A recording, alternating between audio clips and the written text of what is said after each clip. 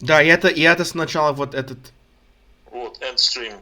Мгм. Соответственно, у вас плашка горит. Все, теперь вы, значит, вот сейчас вот открывайте страницу, а то я не вижу, где она, у меня здесь закрыта она. Мгм. Открывайте страницу с вальмики Прабу. Вот этот. Вот это все. Значит, и получается, сейчас вы нажимаете здесь play, переходите сюда, нажимаете ну, здесь вот эту сейчас подгоните нормально, нажимаете transmission, и все, и у вас пошло. Мне надо подкрепить это все тут тоже, да? Ну да, но вам надо сначала, видите, здесь полосочки просто, я не могу, это мне неудобно, мышка, она подтормаживает. Я тогда отключаюсь. Ага, ладно, Харибол. Рибол, давайте, удачи.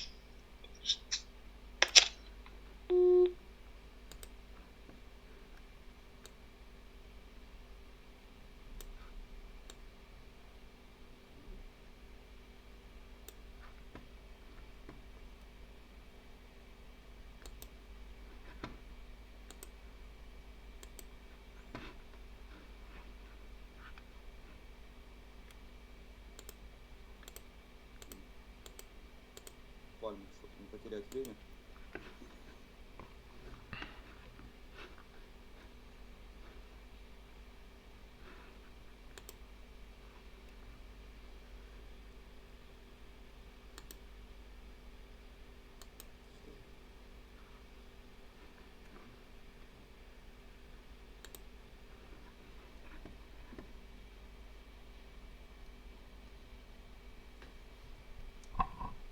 Доброго времени суток. Good morning, everybody. Марафона. Welcome to the marathon Мира. that's been broadcast all over the world. Сделали маленькую перестановку в нашем графике. We're gonna... Вкратце буквально, чтобы не потерять время. We made a little bit of a change in our schedule. Того, что график изначально писался Our schedule that we wrote from the beginning, чтение Бхагаватам, the reading of Bhagavatam, там было время специально для этого выделено, и это время позволяло was this читать весь Бхагаватам. special that we made this time for so we could read the whole Bhagavatam. За несколько дней до начала However, a few days before we started, желающих a lot of участников попросили меня, чтобы я вслух читал. participants asked me that I read out loud, Я принял такое решение, что буду читать вслух. Это очень and I удобно. decided to read out loud. It's really easy to do that, Стихов вслух за 7 дней. to read these texts out loud in 7 days. Время оно удлиняется. So in order to do that, we're gonna have to spend more time, Для этого чтения. and the original schedule didn't work out for this time, so we have to make it a little bit longer. Мероприятия, So более того, мы other events, йогу переносим like yoga, we're going to have to change the time. записи, потому что We're gonna have to кто-то change. не занимается йогой. So Они like хотят yoga, we're gonna читать. have to change it. Поэтому Some йога people aren't doing yoga, so сами some people aren't запись, но doing it. So основное это чтение. just do the yoga by yourself. Поставлено для того, чтобы кто-то, если вдруг почувствует So if немножко усталость, somebody то feels a little bit tired, для тех, кто не будет ставить целью своей за 7 дней прочитать весь Бхагаватам, он just также be может careful. делать. Make your В goals основном, very кто easy. занимается чтением, если тем более вы So if you want to do yoga or the reading, please don't make it too difficult on yourself. ограничено, либо вообще его не будет. этого So времени. yoga will be limited. It might not even be on the schedule. То есть мы читаем не так, So соединяемся, то есть это we're gonna be читая. reading Srimad По Bhagavatam. йоге это в конце концов связаться, йога-связь, связаться с Богом. In the overall, the yoga means to connect with God. Поэтому по 3 часа, Therefore, примерно примерно we're going to be reading for 3 hours, 3.5 hours за раз. every time. И так тогда мы где-то по 10 часов в день So we're going to be reading about 10 hours every day. нам прочитать весь Бхагаватам. So this will allow us to read the whole Bhagavatam. Те, кто про себя читает, не подстраивайтесь Those под who are нас, reading on your own, читайте don't worry about it. Just в своем ритме, идите. find your own rhythm. То есть, но те, кто вслух читает, имейте в виду, вам побольше времени. But those that are reading out loud, it's going to Это take more марафон, time to как read. раз та его часть, которая непредсказуемая. Мы что-то можем This менять, marathon что-то has добавлять lots нам, of unexpected что-то things. может Something can присоединяться, change, something might not work. не на самого начала также из почетных гостей. Like for the beginning, Our honored guests, they might come, they might not come, new people might come. So a lot can happen that we haven't planned. Well, okay, we're starting. We're going to start reading a more interesting part of Bhagavatam. Of course, everything was really interesting. How we're going to see Maharaj Parikshit, Sukadeva Goswami are going to come onto the scene. We're going to hear how Sukadeva Goswami is going to say how Narada came on. There's going to be some much deeper things for our consciousness. So, we're going to start reading. We're going to be reading for 3 hours. Om Namo Bhagavate Vasudevaya. Om Namo Bhagavate Vasudevaya. Om Namo Bhagavate Vasudevaya. Narayana Namaskrityam Naram Chiva Narotamam Devim Saraswatim Vyasam Tatujaya Mudirayet Nashta Praishva Bhadrishu Nityam Bhagavata Sevaya Bhagavatyuttama Shloke Bhaktir Bhavati Naishiki. Все, вся слава Шриле Прабхупаде, который нам предоставил. All glories to Srila Prabhupada, who gave us this Srimad Bhagavatam.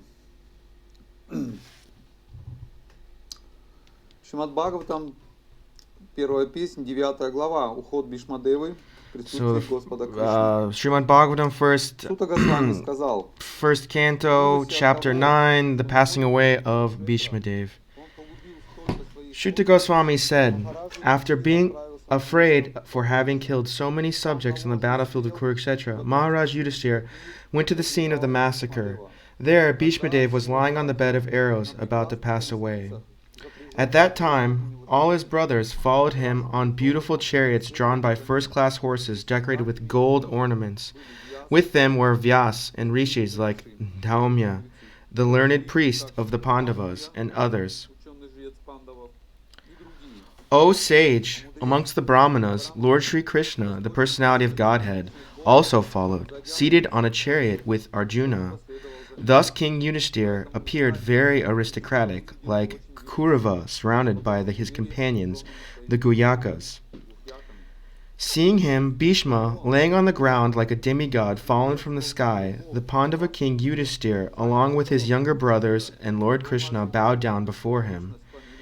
Just to see the chief of the descendants of King Bharat, Bhishma, all the great souls in the universe, namely the rishis amongst the demigods, brahmanas, and kings, all situated in the quality of goodness, were assembled there. All the sages like Parvata Muni, Narada, Dhaumya, Vyas, the incarnation of God, Bridavasha, Bharadvaj, and Parashurama, and disciples Vashishta, Indrapramada, Trita, Grishtamada, Asita, Kakshivan, Gautama, Atri, Kaushika, and Shudarshana were present, and many others like Shukadeva Goswami and other purified souls, Kshapa and Angirya Rasa and others, all accompanied by their respective disciples, arrived there. Bhishmadev, who was the best amongst the 8 Vasus, received the welcome and all the guests and the powerful rishis who were assembled there, for he knew perfectly all the religious principles according to time and place. Lord Sri Krishna is situated in everyone's heart, yet he manifests his transcendental form by his internal potency.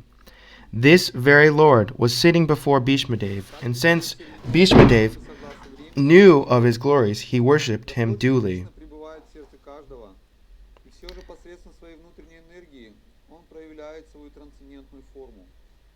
The sons of Maharaj, Pandu, were sitting silently nearby, overtaken with affection for the dying grandfather. Seeing this, Bhishmadev congratulated them with feeling. There were tears of ecstasy in his eyes, for he was overwhelmed by love and affection. Bhishmadev said, "Oh, what terrible sufferings and what terrible injustices you good souls suffer for being the sons of a religion personified. You did not deserve to remain alive under those tribulations, yet you were protected by the Brahmanas, God, and religion. As far as my daughter-in-law Kunti is concerned, upon the great General Pandu's death, she became a widow with many children, and therefore she suffered greatly. And when you were grown up, she suffered a great deal also because of your actions. In my opinion, this is all due to inevitable time, under whose control everyone in every planet is carried, just as the clouds are carried by the wind.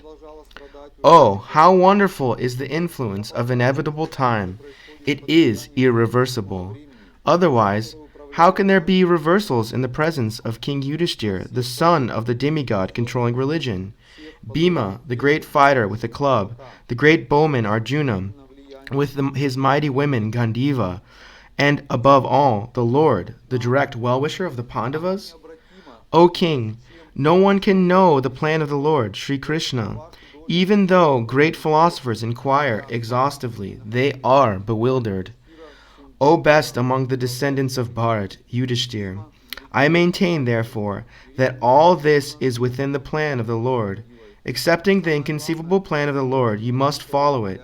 You are now the appointed administrative head, and my Lord, you should now take care of those subjects who are now rendered helpless. This, Sri Krishna, is no other than the inconceivable original personality of Godhead. He is the first Narayana, the supreme enjoyer, but he is moving amongst the descendants of King Vrishni, just like one of us, and he is bewildering us with his self-created energy.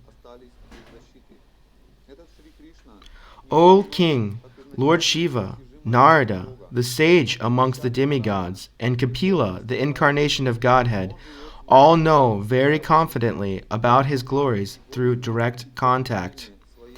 O King, that personality whom out of ignorance only you thought to be your maternal cousin, your very dear friend, well-wisher, counselor, messenger, benefactor, and so on, is that very personality of Godhead, Sri Krishna. Being the absolute personality of Godhead, he is present in everyone's heart. He is equally kind to everyone, and he is free from false ego of differentiation. Therefore, whatever he does is free from material inebriety. He is equal balanced. Yet, despite his being equally kind to everyone, he has graciously come before me while I am ending my life, for I am his unflinching servitor. The personality of Godhead, who appears in the mind of the devotees by attentive devotion and meditation, and by chanting of the holy name, releases the devotee from the bondage of fruitive activities at the time of his quitting the material body. May my Lord, who is four-handed, and whose beautifully decorated lotus face, with eyes as red as the rising sun, is smiling, kindly await me at that moment when I quit this material body. Shuddha Goswami said, Maharaj Yudhishthir, after hearing Bhishma Dev speaking in that appealing tone, asked him in the presence of all the great rishis about the essential principles of various religious duties. At Maharaj Yudhishthir's inquiry, Bhishma Dev first defined all the classifications of castes and orders of life in terms of the individual's qualifications. Then he systematically, in twofold divisions, described counteraction by detachment and interaction by attachment. He then explained by divisions acts of charity, the pragmatic activities of a king, and activities for salvation. Then he described the duties of women and devotees, both briefly and extensively. Then he described the occupational duties of different orders and statuses of life, citing instances from history, for he was himself well acquainted with the truth. While Bhishma Dev was describing occupational duties, The sun's course ran into the northern hemisphere. This period is desired by mystics who die at their will. Thereupon, that man who spoke on different subjects with thousands of meanings, and who fought on thousands of battlefields and protected thousands of men, stopped speaking, and being completely freed from all bondage, withdrew his mind from everything else, and fixed his wide-opened eyes upon the original personality of Godhead, Sri Krishna, who stood before him, four-handed, dressed in yellow garments that glittered and shined. By pure meditation, looking at Lord Sri Krishna, he at once was freed from all material inauspiciousness, and was relieved of all bodily pains caused by the arrow wounds.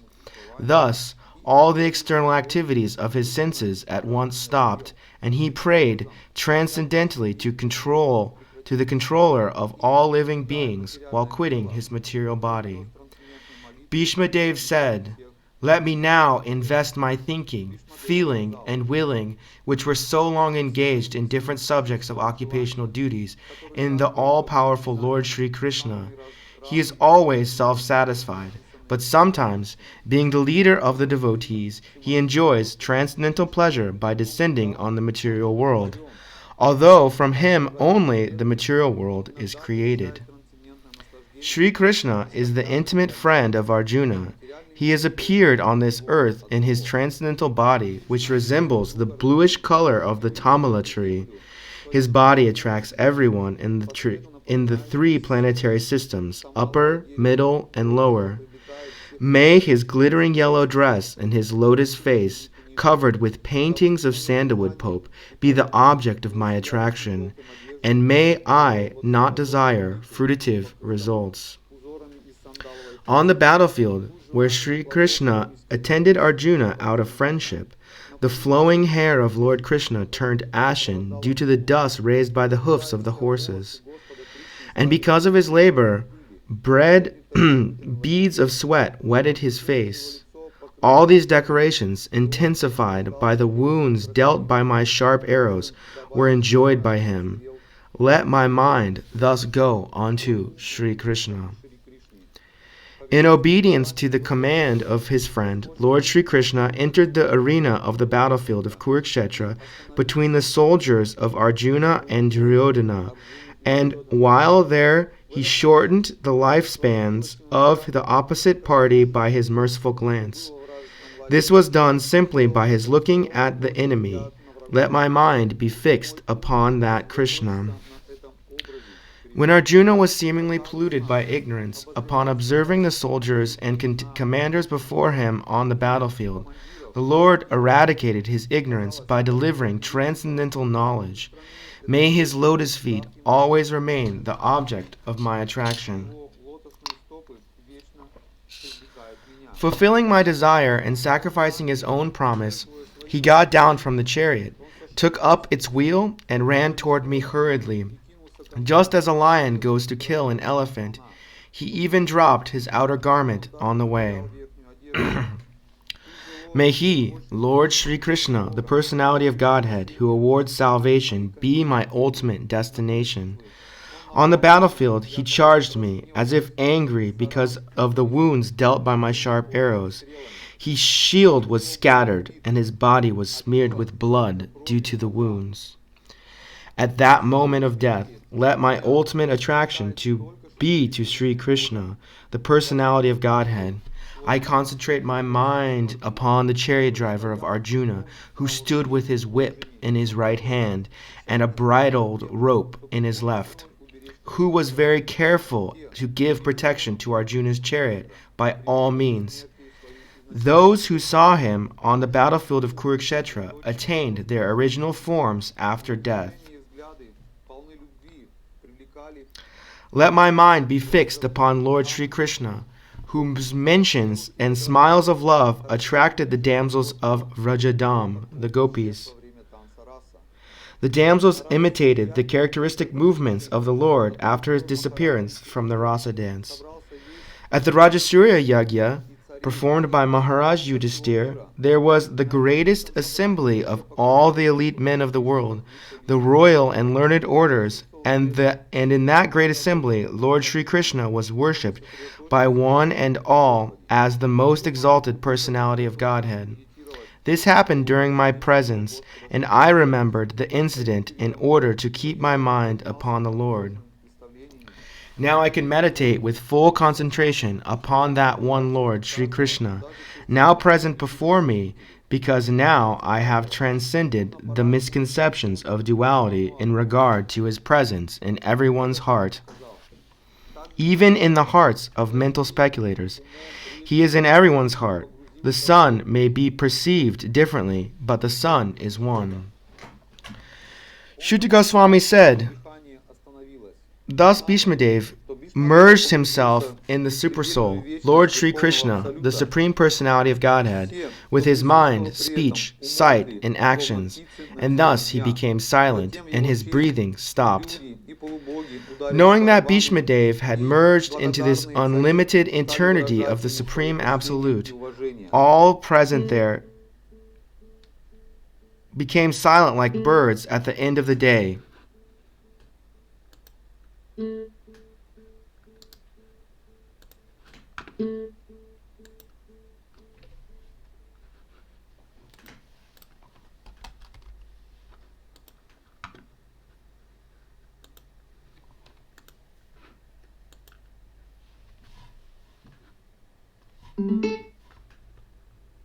Небо дождем посыпались цветы. О потомок Бригу, Шаунака, Shuddha Goswami said, thus Bhishmadev merged himself in the Supersoul, Lord Sri Krishna, the Supreme Personality of Godhead, with his mind, speech, sight, and actions, and thus he became silent, and his breathing stopped. Knowing that Bhishmadev had merged into the unlimited eternity of the Supreme Absolute, all present there became silent like birds at the end of the day. Thereafter, both men and demigods sounded drums and horns, and the honest royal order commenced demonstrations in honor and respect, and from the sky fell showers of flowers. O descendant of Bhrigu, Shanaka, after performing funeral rites for the dead body of Bhishmadev, Maharaj Yudhisthira was momentarily overtaken with grief. All the great sages then glorified Lord Sri Krishna, who was present there, by confidential Vedic hymns. Then all of them returned to their respective hermitages, bearing away Lord Krishna with their hearts. Thereafter, Maharaj Yudhisthira at once went to his capital, Hastinapur, accompanied by Lord Sri Krishna, and there he consoled his uncle and aunt, Gandhari, who was an ascetic. After this, the great religious king Maharaj Yudhisthira executed the royal power in the kingdom, strictly according to the codes of royal principles approved by his uncle and confirmed by Lord Sri Krishna. Chapter 10. The Departure of the Pandavas.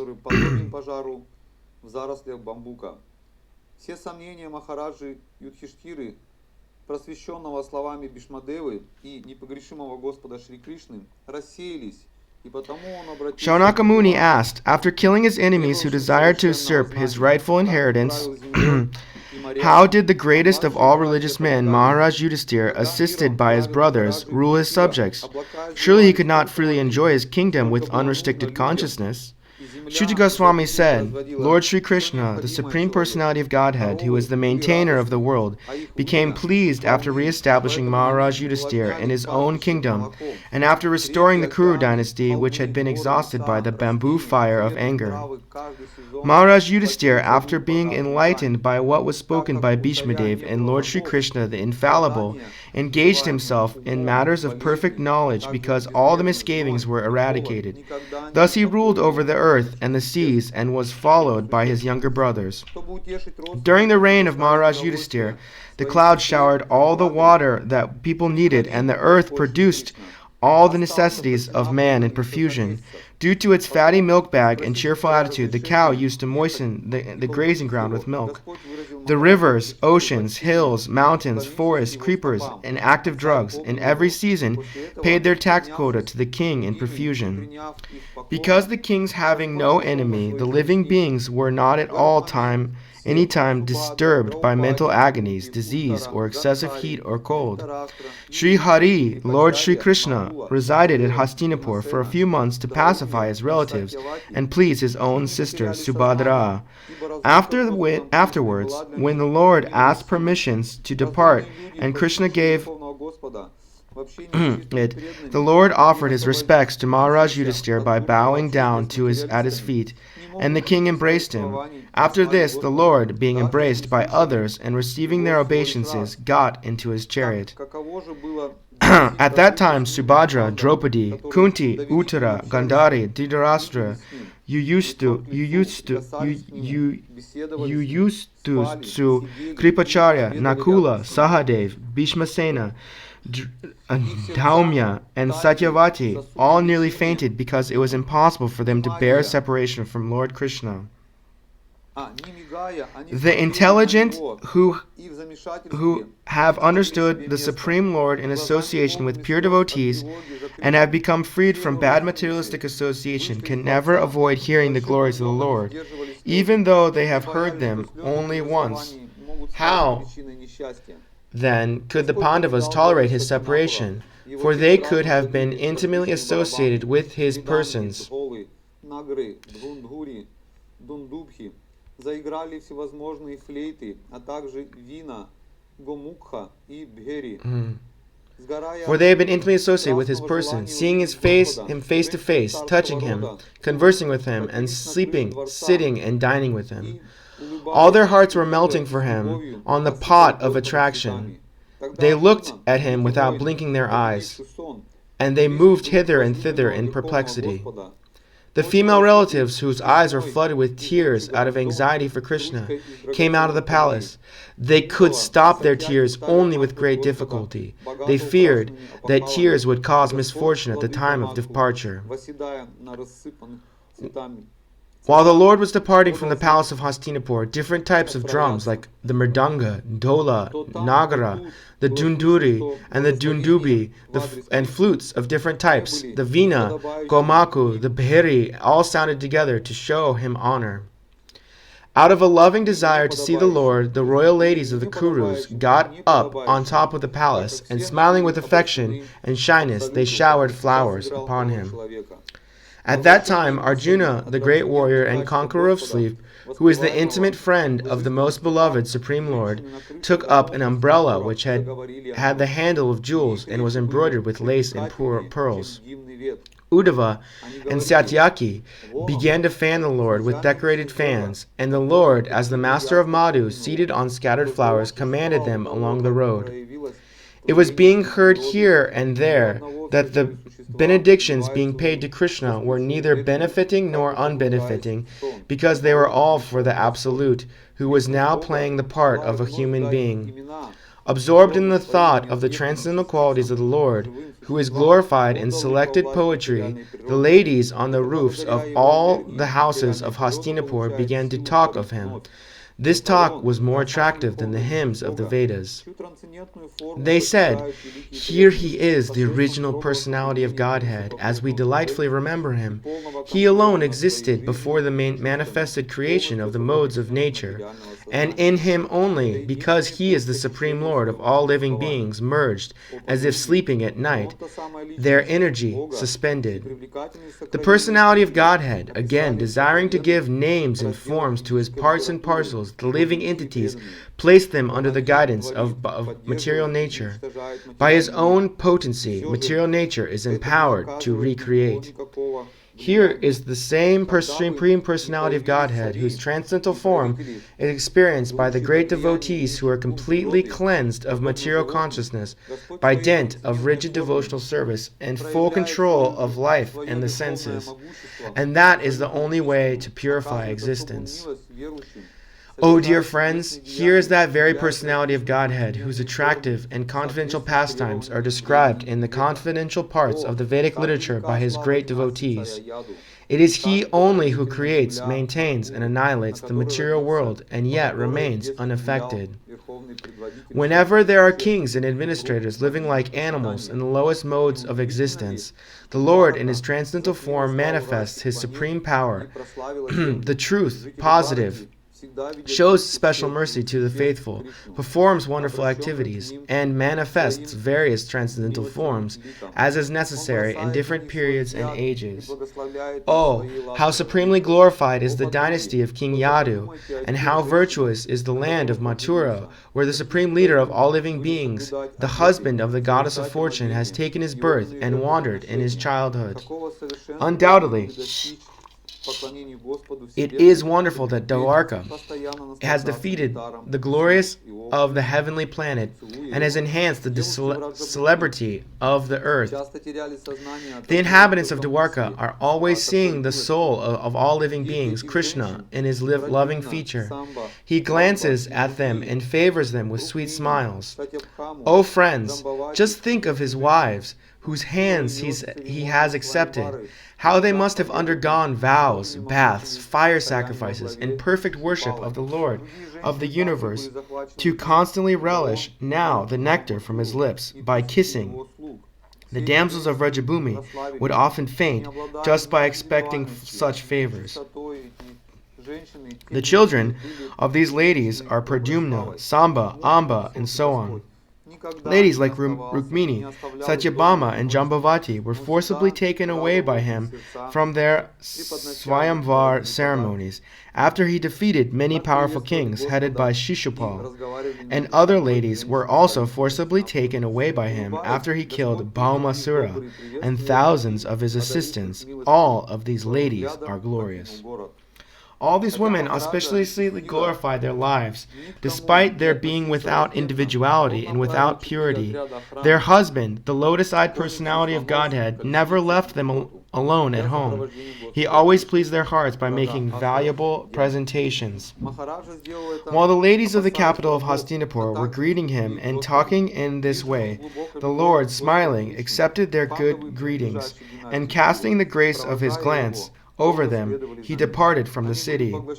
Maharaj Yudhisthira, although no one's enemy, engaged 4 divisions of defense, horse, elephant, chariot, and his army, to accompany Lord Krishna, the enemy of the Asuras, demons. The Maharaj did this because of the enemy and also out of affection for the Lord. Out of profound affection for Lord Krishna, the Pandavas, who were of the Kuru dynasty, accompanied him in a considerable distance to see him off. They were overwhelmed with the thought of future separation. The Lord, however, persuaded them to return home, and he proceeded toward Dwarka with his dear companions. O Sanaka, the Lord then proceeded toward Kuru Jangala, Panchala, Surasena, the land on the bank of the river Yamuna, Brahmavarta, Kurukshetra, Matsya, Sarasvata, and the province of the desert, and the land of scanty water. After crossing these provinces, he gradually reached the Sauriva and Abira provinces. The west of these reached Dwarka at last. On his journey through these provinces, he was welcomed, worshipped, and given various presentations. In the evening, in all places, the Lord suspended his journey to perform evening rites. This was regularly observed after sunset. Chapter 11. Lord Krishna's entrance into Dwarka. Suta Goswami said, upon reaching the border of his most prosperous metropolis, known as the country of the Anarthas, Dwarka, the Lord sounded his auspicious conch shell, heralding his arrival and apparently pacifying the dejection of the inhabitants. The white and fat-bowed conch shell, being gripped by the hand of Lord Krishna and surrounded by him, appeared to be rendered by the touch of his transcendental lips. It seemed that the white swan was playing in the stems of the red lotus flowers. The citizens of Dwarka, having heard that sound which threatens fear personified in the material world, began to run towards him, just to have a long-desired audience with the Lord, who is the protector of all devotees. The citizens arrived before the Lord with their respective presentations, offering them to the fully satisfied and self-sufficient one, who, by his own potency, incessantly supplies others. These presentations were like the offering of a lamp to the sun. Yet the citizens began to speak in ecstatic language to receive the Lord, just as wards welcomed their guardian and father. The citizens said, "O Lord, you are worshipped by all demigods like Brahma, the Father, the four Sanas, and even the King of Heaven. You are the ultimate rest for those who are really aspiring to achieve the highest benefit of life. You are the supreme transcendental Lord, and inevitable time cannot exert its influence upon you. O Creator of the universe, you are our Mother, Well-Wisher, Lord, Father, Spiritual Master, and Worshipful Deity. By following in your footsteps, we have become successful in every respect. We pray, therefore, that you continue to bless us with your mercy. Oh, it is our good luck that we have come again today under your protection by your presence, for your Lordship rarely visits even the denizens of heaven. Now it is possible for us to look into your smiling face, which is full of affectionate glances. We can now see your transcendental form, full of auspiciousness. O lotus-eyed Lord, whenever you go away to Mathura, Vrindavan, or Hastinapur to meet your friends and relatives, every moment of your absence seems like 1,000,000 years.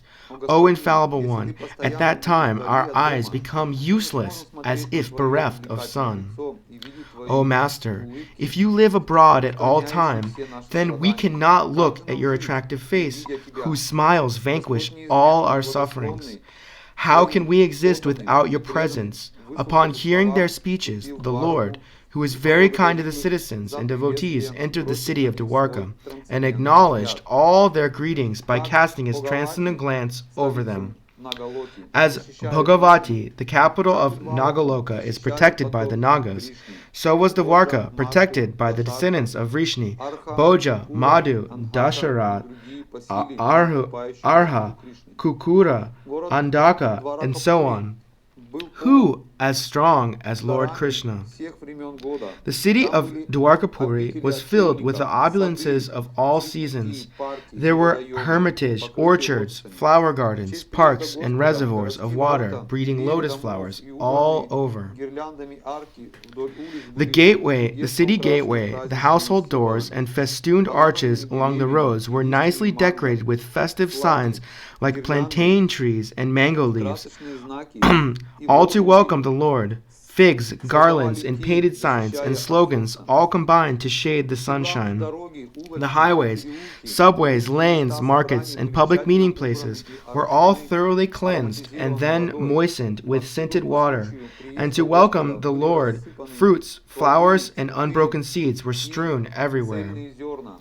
In each and every door of the residential houses, auspicious things like curd, unbroken fruits, sugarcane, and water pots, were with articles for worship, incense, and candles, were all displayed.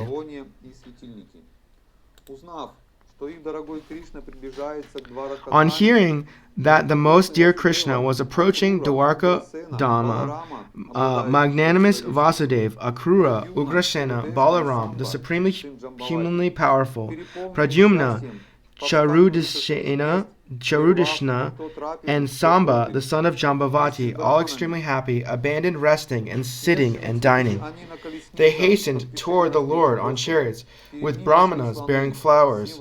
Before them were elephants, emblems of good fortune, conch shells, and bugles were sounded. The Vedic hymns were chanted. Thus they offered their respects, which were saturated with affection. At the same time, many hundreds of well-known prostitutes began to proceed on various vehicles. They were all very eager to meet the Lord, and their beautiful faces were decorated with dazzling earrings which enhanced the beauty of their foreheads. Expert dramatists, artists, dancers, singers, historians, genealogists, and learned speakers all gave their respective contributions, being inspired by the superhuman pastimes of the Lord. Thus they proceeded on and on. Lord Krishna, the personality of Godhead, approached them and offered due honor and respect to each and every one of the friends, relatives, citizens, and all others who came to receive and welcome him. The Almighty Lord greeted everyone present by bowing his head, exchanging greetings, embracing, shaking hands, looking and smiling, giving assurances and awarding benedictions, even to the lowest in rank.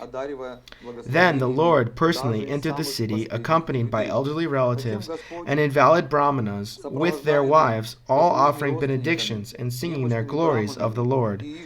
Others were praised, and others also praised the glories of the Lord. When Lord Krishna passed over the public roads, all the ladies from the respective families of Dwarka went up to the roofs of their palaces just to have a look at the Lord. They considered this to be the greatest festival. The inhabitants of Dwarka were regularly accustomed to look upon the reservoirs of all beauty, the infallible Lord, yet they were never satiated. The Lord's chest is the abode of the goddess of fortune. His moon-like face is the drinking vessel for eyes which hanker after all that is beautiful. His arms are resting places for the administrative demigods, and his lotus feet are the refuge for pure devotees who never talk or sing of any subjects except his lordship. As the Lord passed along the public road of Dwarka, his head was protected from the sunshine by a white umbrella. White feathered fans moved in semicircles, and showers of flowers fell upon the road. His yellow garments and garlands of flowers made it appear as if a dark cloud were surrounded simultaneously by the sun, moon, lightning, and rainbows. After entering the house of his father, he was embraced by the mothers present, and the Lord offered his obeisances unto them by placing his head at their feet. The mothers were headed by Devaki, his real mother. The mothers, after embracing their son, sat him on their laps. Due to pure affection, milk sprang from their breasts. They were overwhelmed with delight, and the tears from their eyes wetted the Lord. Thereafter, the Lord entered his palaces, which were perfect to the fullest extent. His wives lived in them, and they numbered over 16,000. The queens of Lord Sri Krishna rejoiced within their minds to see their husband home after a long period abroad. The queens got up at once, and from the seats and meditations, as was socially customary, they covered their faces shyly and looked about coyly. The insuperable ecstasy was so strong that the queens, who were shy, first embraced the Lord in the innermost recesses of their hearts. Then they embraced him visually, and then they sent their sons to embrace him, which is equal to personal embracing. But, O chief amongst Brigus, though they tried to restrain their feelings, they inadvertently shed tears. Although Lord Krishna was constantly by their sides, as well as exclusively alone, his feet appeared to them to be newer and newer. The goddess of fortune, although by nature always restless and moving, could not quit the Lord's feet. So what women can be detached from those feet, having once taken shelter of them? The Lord was pacified after killing those kings who were burdensome to the earth. They were puffed up with their military strength, their horses, elephants, chariots, infantry, and so on. He himself was not a party in the fight. He simply created hostility between the powerful administrators, and they fought amongst themselves. He was like the wind which causes friction between bamboos and sows sparks of fire. That Supreme Personality of Godhead, Sri Krishna, out of his causeless mercy, appeared on his planet by his internal potency, and enjoyed himself amongst competent women as if he were engaging in mundane affairs.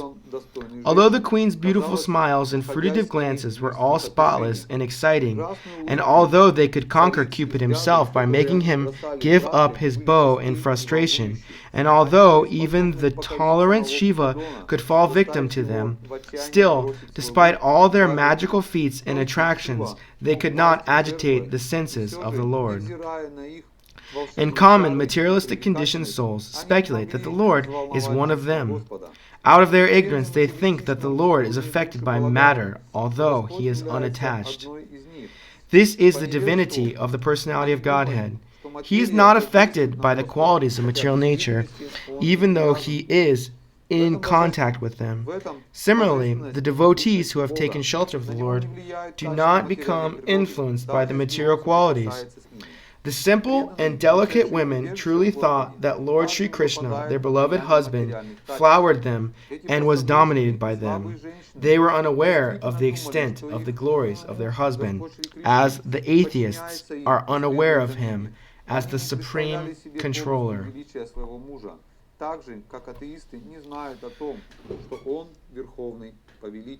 Chapter 12.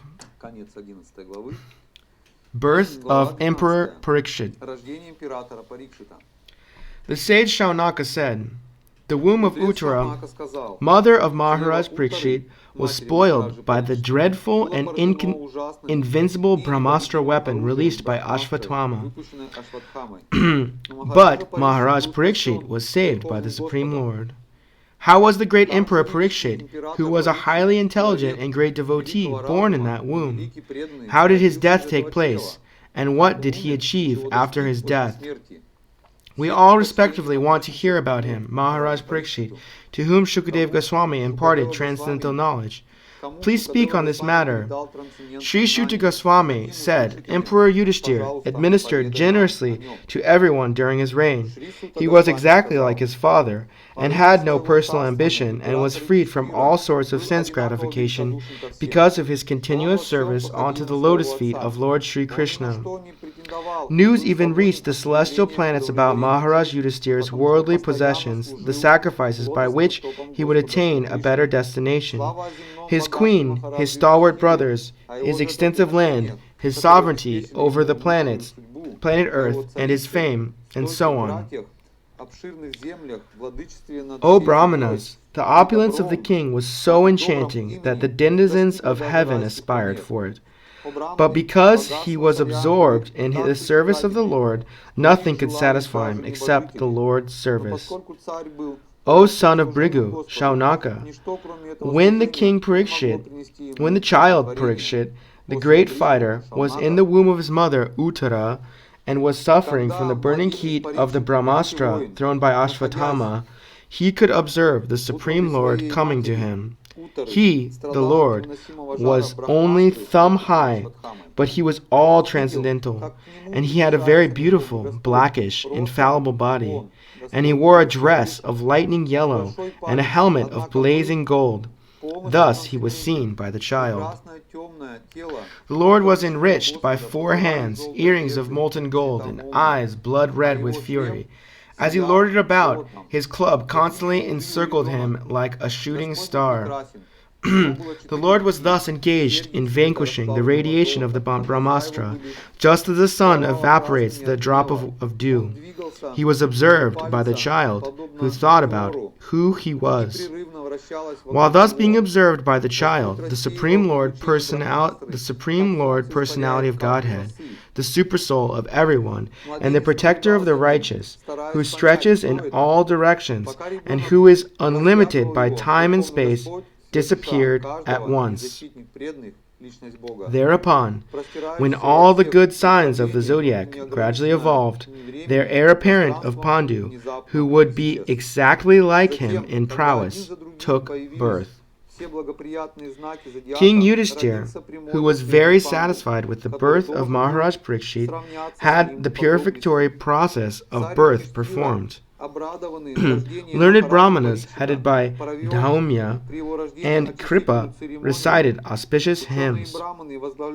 Upon the birth of a son, the king, who knew how, where, and when charity should be given, gave gold, land, villages, elephants, horses, and good food grains to the Brahmanas. The learned Brahmanas, who were very satisfied with the charities of the king, addressed him as the chief amongst the Purus, and informed him that his son was certainly in the line of the descent from the Purus. The Brahmana said, "This spotless son has been restored by the all-powerful and all-pervasive Lord Vishnu, the personality of Godhead, in order to oblige you. He was saved when he was doomed to be destroyed by an irresistible supernatural weapon. For this reason, this child will be well known in the world as one who is protected by the personality of Godhead. O most fortunate one, there is no doubt that this child will become a first-class devotee and will be qualified with all good qualities." The good King Yudhishthira inquired, "O great souls, will he become as saintly as a king, as pious in his very name, and as famous and glorified in achievements as others who appeared in this great royal family?" The learned Brahmana said, "O son of Pritha, this child shall be exactly like King Ishvaku, son of Manu, in maintaining all those who are born. And as for following the Brahminical principles, especially in being true to his promise, he shall be exactly like Rama, the personality of Godhead, the son of Maharaj Dasarat. This child will be a munificent donor of charity and protector of the surrendered, like the famous King Shibi of the Ushinara country, and he will expand the name and fame of his family like Bharat, the son of Maharaj Dushyanta. Amongst great bowmen, this child will be as good as Arjuna. He will be as irresistible as fire and unsurpassable as the ocean. This child will be as strong as a lion and as worthy a shelter as the Himalayan mountains. He will be forbearing like the earth and as tolerant as his parents. This child will be like his grandfather Yudhishthira or Brahma in equanimity of mind. He will be munificent like the Lord of Kailash hill, Shiva, and he will be the resort of everyone like the Supreme Personality of Godhead, Narayana, who is even the shelter of the Goddess of Fortune. This child will be almost as good as Lord Sri Krishna by following in his footsteps. In magnanimity, he will become as great as King Rantidev, and in religion he will be like Maharaj Yayavati. This child will be like Bali Maharaj in patient, a staunch devotee of Lord Krishna like Prahlad Maharaj, a performer of many Ashvamedha horse sacrifices, and a follower of the old and experienced men. This child will be the father of kings, who will be like sages. For world peace and for the sake of religion, he will be the chastiser of the upstarts and the quarrelsome. After hearing about his death, which will be caused by the bite of a snake bird sent by the son of a Brahmana, he will get himself free from all material attachment and surrender unto the personality of Godhead, taking shelter of him. After inquiring about proper self-knowledge from the son of Vyasadeva, who will be a great philosopher, he will renounce all material attachment and achieve a life of fearlessness. Thus, those who were expert in astrological knowledge and in the performance of birth ceremony instructed King Yudhishthira about the future of his child. Then, being sumptuously remunerated, they all returned to their respective homes. So his son would become famous in the world as Parikshit, examiner, because he would come to examine all human beings in his search that after that personality whom he saw before his birth. Thus he would come to constantly contemplate him. As the moon in its waxing fortnight develops day after day, so the royal prince Parikshit very soon developed luxuriantly under the care of his and full facilities of his guardian grandfathers. Just as this time, King Yudhishthira was considering performing a horse sacrifice to get freed from the sins incurred from fighting with kinsmen. But he became anxious to get some wealth, and there were no surplus funds outside the fines and tax collection. Understanding the hearty wishes of the king, his brothers and as advised by the infallible Lord Krishna, collected sufficient riches from the north, left by King Maruta.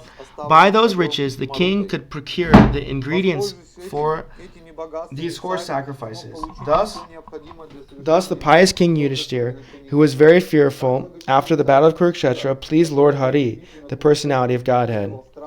Lord Sri Krishna, the personality of Godhead, being invited to the sacrifice by Maharaj Yudhishthir, saw that there were performed by qualified twice-born brahmanas.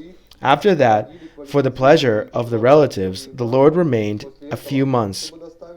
O Shanaka! Thereafter, the Lord, having bade farewell to King Yudhishthir, Draupadi, and other relatives, started for the city of Dwarka, accompanied by Arjuna and the other members of the Yadu dynasty. Thus end chapter 12, the birth of Emperor Parikshit. Chapter 13, Dhritarashtra quits his home. Sri Shuddha Goswami said, while traveling on pilgrimage, Vidura received knowledge of the destination from the great sage Maitreya, and then returned to Hastinapur. He became as well versed on the subject as he desired. After asking various questions and becoming established in the transcendental loving service of Lord Krishna, Vidura retired from putting questions to Maitreya Muni.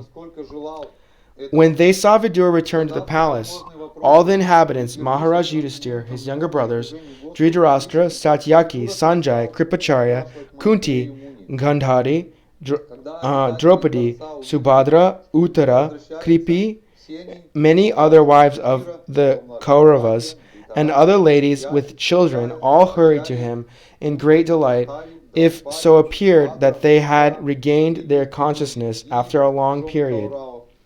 With great delight they approached him, as if life had returned to their bodies. They exchanged obeisances and welcomed each other with embraces. Due to anxieties and long separation, they all cried out of affection. King Yudhishthir then arranged to offer sitting accommodations and a reception. After Vidura ate sumptuously and took sufficient rest, he was comfortably seated. Then the king began to speak to him, and all who were present there listened. Maharaj Yudhishthir said, "My uncle, do you remember how you always protected us, along with our mother, from all sorts of calamities? Your partiality, like the wings of a bird, saved us from poisoning and arson. While traveling on the surface of the earth, how did you maintain your livelihood? At which holy places and pilgrimage sites did you render service? My Lord, devotees like your good self are verily holy places personified, because you carry the personality of Godhead within your heart, and you turn all places into places of pilgrimage. My uncle, you must have visited Dwarka. In that holy place are our friends and well-wishers, the descendants of Yadu, who are always wrapped in the service of the Lord Sri Krishna. You might have seen them or heard about them. They are all living happily. Are they all living happily in their abodes?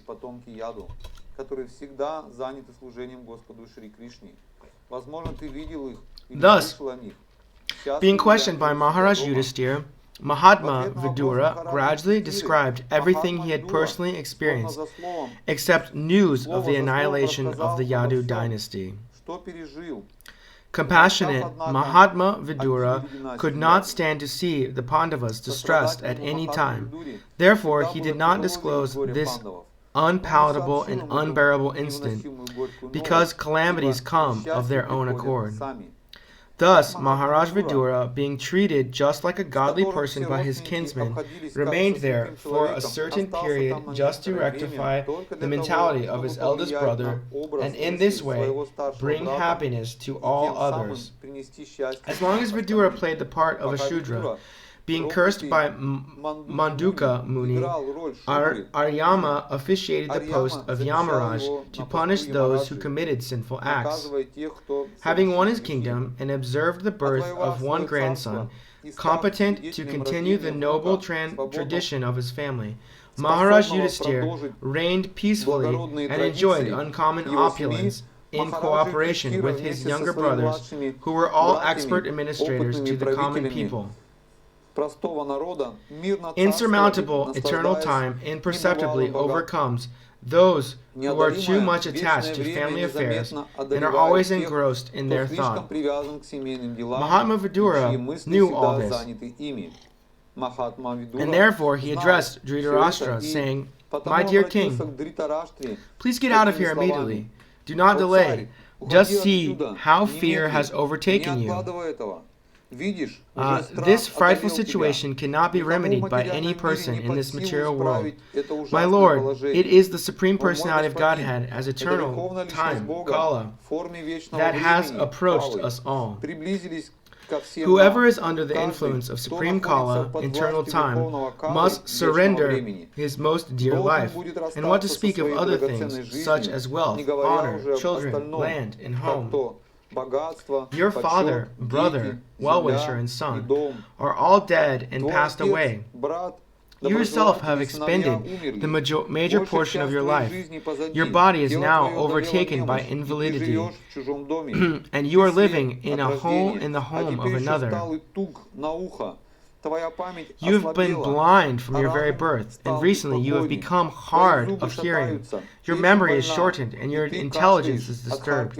Your teeth are loose, and your liver is defective, and you are coughing up mucus. Alas, how powerful are the hopes of a living being to continue his life? Verily, you are just living like a household dog, and are eating remnants of food given by Bhima. There is no need to live a degraded life and subsist on the charity of those whom you tried to kill by arson and poisoning. You also insulted one of their wives and usurped their kingdom and wealth. Despite your unwillingness to die and your desire to live even at the cost of honor and prestige, your miserly body will certainly dwindle and deteriorate like an old garment.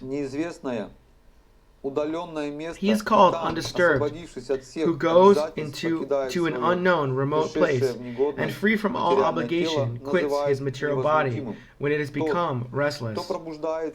He is certainly a first-class man who awakens and understands, either by himself or from others, the falsity and misery of this material world, and thus leaves home and depends fully on the personality of Godhead residing within his heart.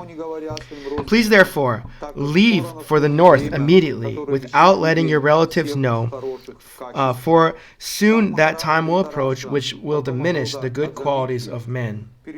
Thus, Maharaj Dhritarashtra, the scion of the family of Ajamida, firmly convinced that by introspective knowledge, Pranja broke at once the strong network of familial affection by his resolute determination. Thus, he immediately left home to set out on the path of liberation, as directed by his younger brother Vidura. The gentle and chaste Gandhari, who was the daughter of King Subala of the Kandahar or Gandhara, followed her husband, seeing that he was going to the Himalaya mountains, which are the delight of those who have accepted the staff of the renounced order, like fighters who accepted a good lashing from the enemy. Maharaj Yudhisthira, whose enemy was never born, performed his daily morning duties by praying, offering fire sacrifice to the sun god, and offering obeisances, grains, cows, land, and gold to the brahmanas. He then entered the palace to pay respects to the elderly. However, he could not find his uncles or aunt, the daughter of King Subala. Maharaj Yudhisthira, full of anxiety, turned to Sanjay, who was sitting there, and said, "O Sanjay, where is our uncle, who is old and blind? Where is my well-wisher, Uncle Vidura, and Mother Gandhari, who is very afflicted due to all her son's demise? My uncle Dhritarashtra was also very mortified due to the death of all his sons and grandsons. Undoubtedly, I am very ungrateful. Did he therefore take my offense very seriously, and along with his wife drown himself in the Ganges? When my father Pandu fell down, and we were all small children. These two uncles gave us protection from all kinds of calamities. They were always our good well-wishers. Alas, where have they gone from here? Shuddha Goswami said, because of compassion and mental agitation, Sanjay, not having seen his own master Dhritarashtra, was aggrieved and could not properly reply to Maharaj Yudhisthira. First, he slowly pacified his mind by intelligence, and wiping away his tears and thinking of the feet of his master Dhritarashtra, he began to reply to Maharaj Yudhisthira. Sanjay said, my dear descendant of the Kuru dynasty, I have no information of the determination of your two uncles in Gandhari. O king, I have been cheated by those great souls. While Sanjay was thus speaking, Sri Narada, the powerful devotee of the Lord, appeared on the scene carrying a tumburu. Maharaj Yudhisthira and his brothers received him properly by getting up from their seats and offering obeisances. Maharaj Yudhisthira said, O godly personality, I do not know where my two uncles have gone, nor can I find my aesthetic aunt, who is grief-stricken by the loss of all her sons. You are like a captain of a ship in a great ocean, and you can direct us to our destination. Thus addressed, the godly personality, Devarishi Narada, greatest of the philosopher devotees, began to seek. Sri Narada said, O pious king, do not lament for anyone, for everyone is under the control of the Supreme Lord. Therefore, all living beings and their leaders carry on worship to be well protected. It is He only who brings them together and disperses them. As a cow bound through the nose of a long rope is conditioned, so also human beings are bound by different Vedic injunctions and are conditioned to obey the orders of the Supreme. As a player sets up and disperses his playthings according to his own sweet will, so the supreme will of the Lord brings men together and separates them. O king, in all circumstances, whether you consider the soul to be an eternal principle, or the material body to be perishable, or everything to exist in the impersonable absolute truth, or everything to be an inexplicable combination of matter and spirit, feelings of separation are due only to illusory affection and nothing more. Therefore, give up your anxiety due to ignorance of the self. You are now thinking of how they, who are helpless poor creatures, will exist without you. This gross material body made of 5 elements is already under the control of eternal time, kala, action, karma, and the modes of material nature, guna. How then can it, being already in the jaws of the serpent, protect others? Thus, those who are devoid of hands are prey to those who have hands. Those devoid of legs and are prey for the four-legged. The weak are the subsistence of the strong, and the general rule holds that one living being is the food for another.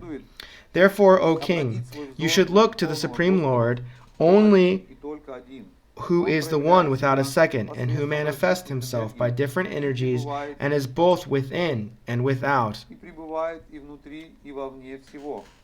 That Supreme Personality of Godhead, Lord Sri Krishna, in the guise of all-devouring time, Kala Rupa, has now descended on earth to eliminate the envious from this world. The Lord has already performed his duties to help the demigods, and he is awaiting the rest. You Pandavas may wait as long as the Lord is here on earth. O king, your uncle Dhritarashtra, his brother Vidura, and his wife Gandhari have gone to the southern side of the Himalaya mountains, where there are shelters of great sages.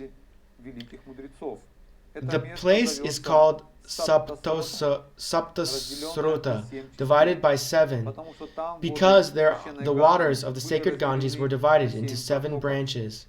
This was done for the satisfaction of the 7 great rishis.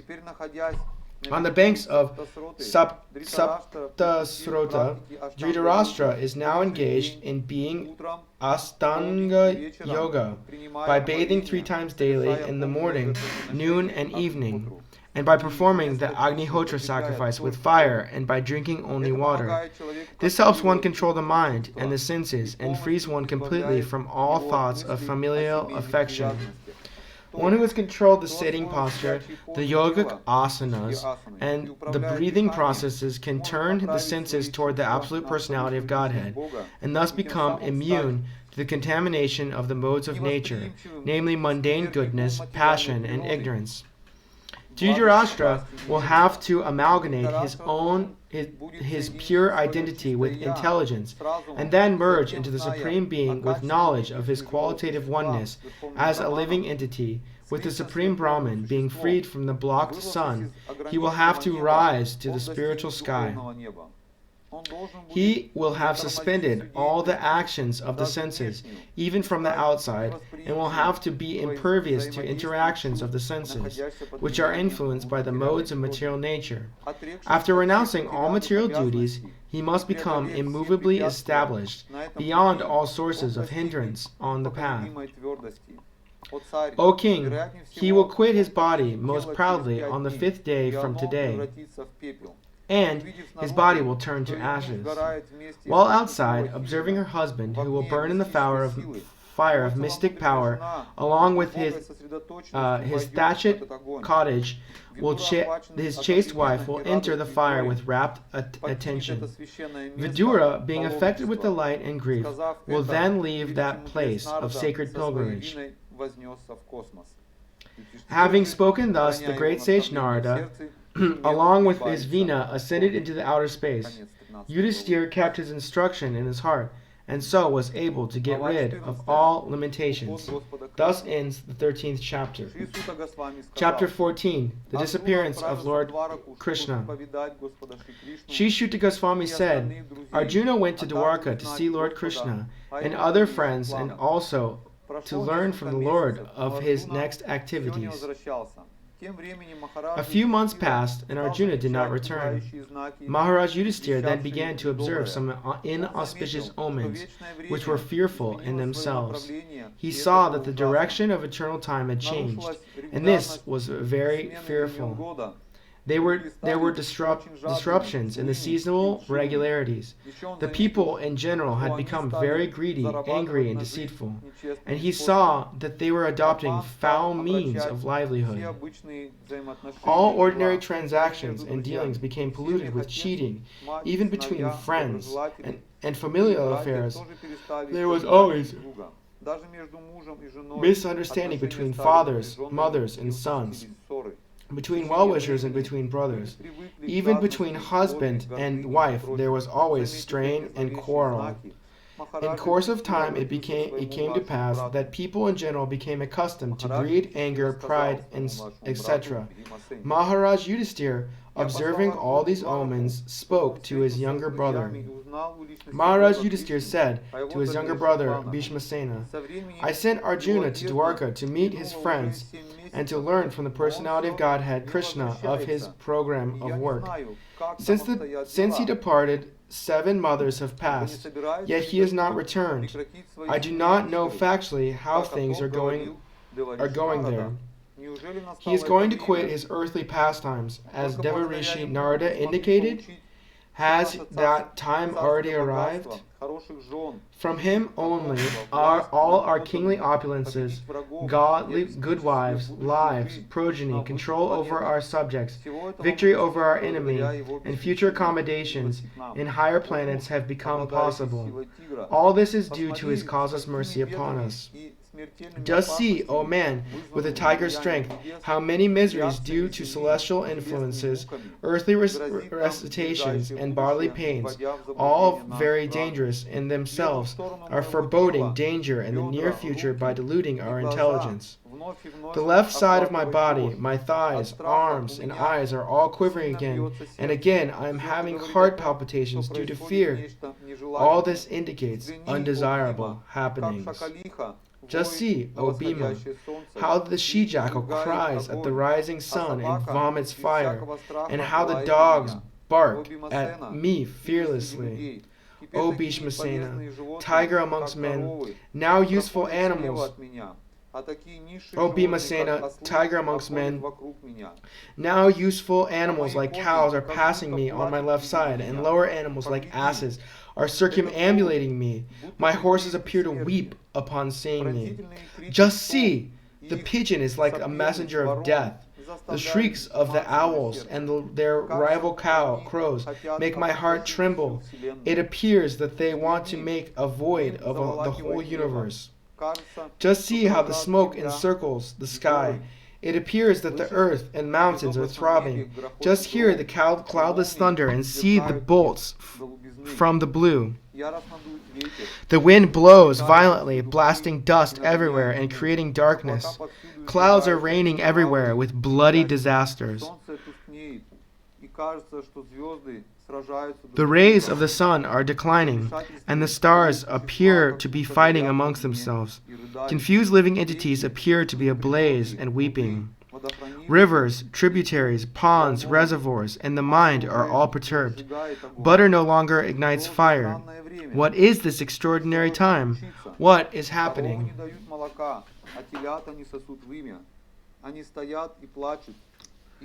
The calves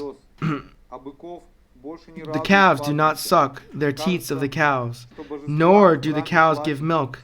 They are standing, crying, tears in their eyes, and the bulls take no pleasure in the pasturing grounds. The deities seem to be crying in the temple, lamenting and perspiring. They seem about to leave. All the cities, villages, towns, gardens, mines, and hermitages are now devoid of beauty and bereft of all happiness. I do not know what sort of calamities are now awaiting us. I think that all these earthly disturbances indicate some greater loss to the good fortune of the world. The world was fortunate to have been marked with the footprints of the lotus feet of the Lord. These signs indicate that this will no longer be. O Brahmana, Shaunaka, while Maharaj Yudhisthira, observing the inauspicious signs of the earth at that time, was thus thinking of himself, Arjuna came back from the city of the Yadus, Dwarka. When he bowed at his feet, the king saw that the dejection was unprecedented. His head was down, and tears gliding from his lotus eyes. Seeing Arjuna pale due to heartfelt anxieties, the king remembered the indications of the sage Narada, questioned him in the midst of friends. Maharaj Yudhisthira said, "O dear brother, please tell me whether our friends and relatives such as Madhu, Bhoja, Dashara, Ara, Satvata, Andaka, and the members of the Yadu family are all passing their days of happiness. Is my respectable grandfather Shursena in a happy mood? And are my maternal uncle Vasudev and his younger brothers all doing well? His 7 wives, headed by Devaki, are all sisters. Are they and their sons and daughter-in-laws happy, all happy? Are Ugrasena, whose son was the mischievous Kamsa, his younger brother still living? Are Hridika and the son of Kritavarma happy? Are Akrura, Jayanta, Gada, Sarana, and Shatrujit all happy? How is Balaram, the personality of Godhead and the protector of devotees? How is Pradyumna, the great general of the Vrishni family? Is he happy? And is Aniruddha, the plenary expansion of the personality Godhead, faring well? Are all the chieftains sons of Lord Krishna, such as Sursena, Charudeshna, Samba, and the sons of Jambavati and Rashaba, along with their sons, all doing well? Also, Shrutadev, Urdhava, and others, Narada, Sunanda, and other leaders of liberated souls who are constant companions of the Lord are protected by Lord Balaram and Krishna. Are they all doing well in their respective functions? радующий коров, Do they who are all eternally bound in friendship with us remember our welfare? благосклонный к Is своим Lord членам. Krishna, the Supreme Personality of Godhead, who gives pleasure to the cows, the senses, and the brahmanas, who is very affectionate towards devotees, enjoying the pious assembly at Dwarkapuri surrounded by his friends? The original personality of Godhead, the enjoyer, and Balaram, the primeval Lord Ananta, are staying in that ocean of the Yadu dynasty for welfare, protection, and general progress of the universe, of the entire universe, and the members of the Yadu dynasty, being protected by the arms of the Lord, are enjoying life like the residents in the spiritual sky. Simply by administering comforts at the lotus feet of the Lord, which is the most important of all services, the queens of Dwarka, headed by Satyabhama, induced the Lord to conquer the demigods. Thus, the queens enjoy things which are prerogatives of the wives of the controller of thunderbolts. который был достоин лучших полубогов, но был отнят у них. The great heroes of the Yadu dynasty, being protected by the arms of the Lord Sri Krishna, always remain fearless in every respect. And therefore, their feet trample over the Sudharma assembly house, which the best demigods deserve, but which was taken away from them. My brother Arjuna, please tell me whether your health is all right. You appear to have lost your body luster. Is this due to others disrespecting and neglecting you because of your long stay in Dwarka? Has someone addressed you with unfriendly words or threatened you? Could you not give charity to one who asked? Or could you not keep your promise to someone? You are always the protector of the deserving living beings such as brahmanas, children, cows, women, and the diseased. Could you not give them protection when they approached you for shelter? Have you contacted a woman of impeachable character? Or have you not properly treated a deserving woman? Or have you been defeated on the way by someone who was inferior or equal to you? Have you not taken care of old men and boys who deserve to dine with you? Have you left them and taken your meals alone? Have you committed some unpardonable mistake which is considered to be abominable? Or is it that you are feeling empty for all time because you might have lost your most intimate friend, Lord Krishna? Oh, my brother, I can think of no other reason you are becoming so dejected. End of chapter 14. Chapter 15. The Pandavas retire timely.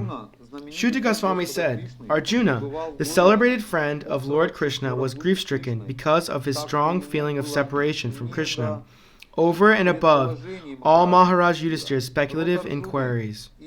Due to grief, Arjuna's mouth and lotus-like heart had dried up. Therefore his body lost all luster.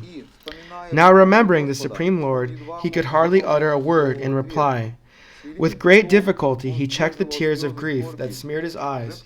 He was very distressed because Lord Krishna was out of his sight, and he increasingly felt attraction for him. Remembering Lord Krishna and his well-wishers, benefactors, intimate familiar relations, and his chariot driving, Arjuna, overwhelmed and breathing very heavily, began to speak. Arjuna said, O King, the Supreme Personality of Godhead, Hari, who treats me exactly like an intimate friend, has left me alone. Thus, my astounding power, which astonished even the demigods, is no longer with me. I have just lost him, whose separation for a moment would render all the universes unfavorable and void, like bodies without life. Only by his merciful strength was I able to vanquish all the lusty princes assembled at the palace of King Drupada. For the selection of the bridegroom, with my bow and arrow I could pierce the fish target and thereby gain the hand of Draupadi. Because he was near me, it was possible for me to conquer with great dexterity the powerful king of heaven, Indradev, along with his demigod associates, and thus enable the fire god to devastate the Khandava forest. And only by his grace was the demon named Maya saved from the blazing Khandava forest, and thus we could build our assembly house in the wonderful architectural workmanship, where all the princes assembled during the performance of the Rajasuya Yagya and paid you tributes. Your respectable younger brother, who possesses the strength of 10,000 elephants, killed by his grace Jarasandha, whose feet were worshipped by many kings. These kings had been brought for sacrifice in Jarasandha's Mahabhairava Yagya, but they were thus released. Later they paid tribute to your majesty. It was he who loosened the hair of all the wives of the miscreants who dared to open the cluster of your king's hair, which had been nicely dressed and sanctified for the great Rajasuya sacrificial ceremony. At that time she fell down at the feet of Lord Krishna with tears in her eyes. During our exile, Durvasa Muni, who eats with 10,000 disciples, intrigued with our enemies to put us in dangerous trouble. At that time, he, Lord Krishna, simply by accepting the remnants of food, saved us. By his accepting food thus, the assembly of Munis, while bathing in the river, felt sumptuously fed, and all the three worlds were also satisfied. It was by his influence that in a fight I was able to astonish the personality of God, Lord Shiva, and his wife, the daughter of Mount Himalaya. Thus he, Lord Shiva, became pleased with me and awarded me his own weapon. Other demigods also delivered their respective weapons to me, and in addition I was able to reach the heavenly planets in this present body and was allowed a half-elevated seat. When I stayed for some days as the guest in the heavenly planets, all the heavenly demigods, including King Indradev, took shelter of my arms, which were marked with the Gandiva bow, to kill the demon named Nivatakavacha. O king, descendants of Ajamida, at the present moment, I am bereft of the Supreme Personality of Godhead, by whose influence I was so powerful.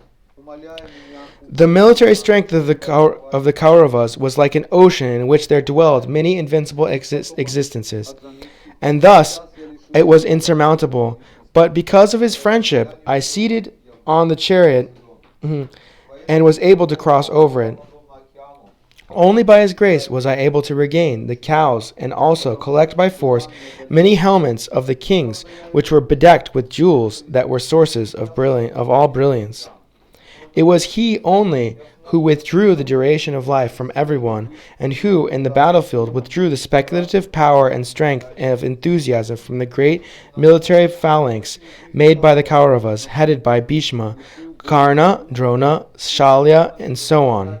Their arrangement was expert and more than adequate, but he, Lord Sri Krishna, while going forward, did all this.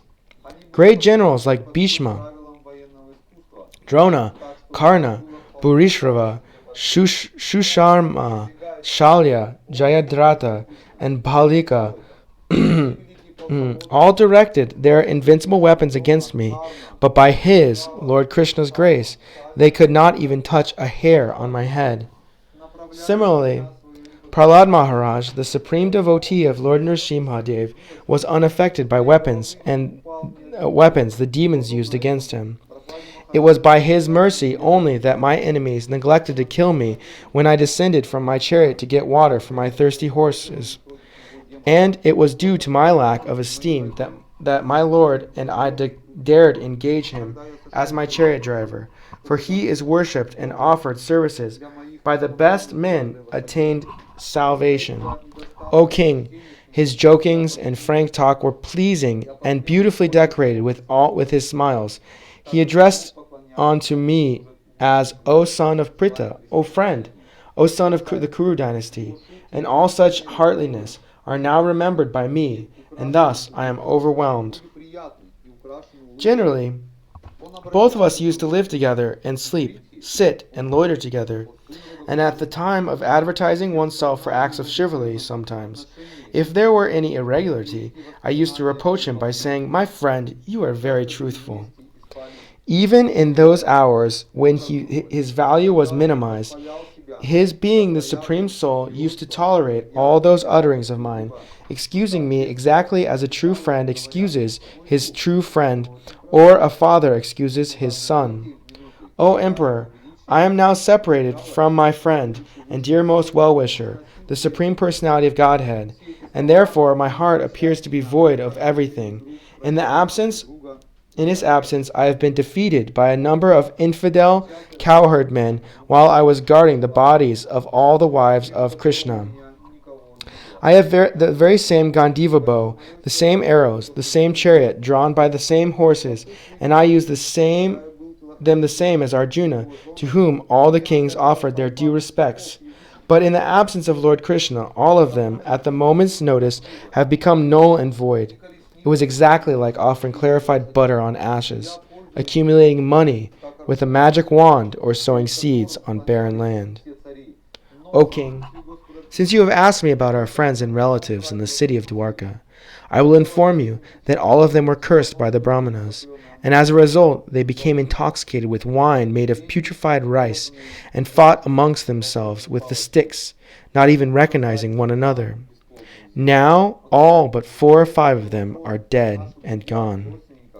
Factually, this is all due to the supreme will of the Lord, the personality of Godhead.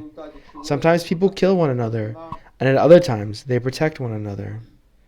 O king, as in the ocean, the bigger and stronger aquatics swallow up the smaller and weaker ones, so also the supreme personality of Godhead, to lighten the burden of the earth, has engaged the stronger Yadu to kill the weaker, and the bigger Yadu to kill the smaller. Now I am attracted to those instructions imparted to me by the personality of Godhead, Govinda, because they are impregnated with instructions for relieving the burning heart in all circumstances of time and space. Shruti Goswami said, thus being deeply absorbed in thinking of the instructions of the Lord, which are imparted by the great intimacy of friendship, and in thinking of his lotus feet, Arjuna's mind became pacified and free of all material contamination. Arjuna's constant remembrance of the lotus feet of the Lord Sri Krishna rapidly increased his devotion, and as a result, all the trash in his thoughts subsided. Besides the Lord's pastimes and activities, and because of his absence, it appeared that Arjuna forgot the instructions left by the personality of Godhead. But factually, it was not the cause. And again, he became lord of his senses. Because of possessing spiritual assets, the doubts of duality were completely cut off. Thus, he was freed from the 3 modes of material nature and placed in the transcendence. There was no longer any chance of his becoming entangled in birth and death, for he was freed from the 3 modes of material nature and placed in transcendence. There was no longer any chance of his becoming entangled in birth and death, for he was freed from material form. Upon hearing of Lord Krishna's returning to his abode, and upon understanding the end of the Yadu dynasty's earthly manifestation, Maharaj Yudhisthira decided to go back home, back to Godhead.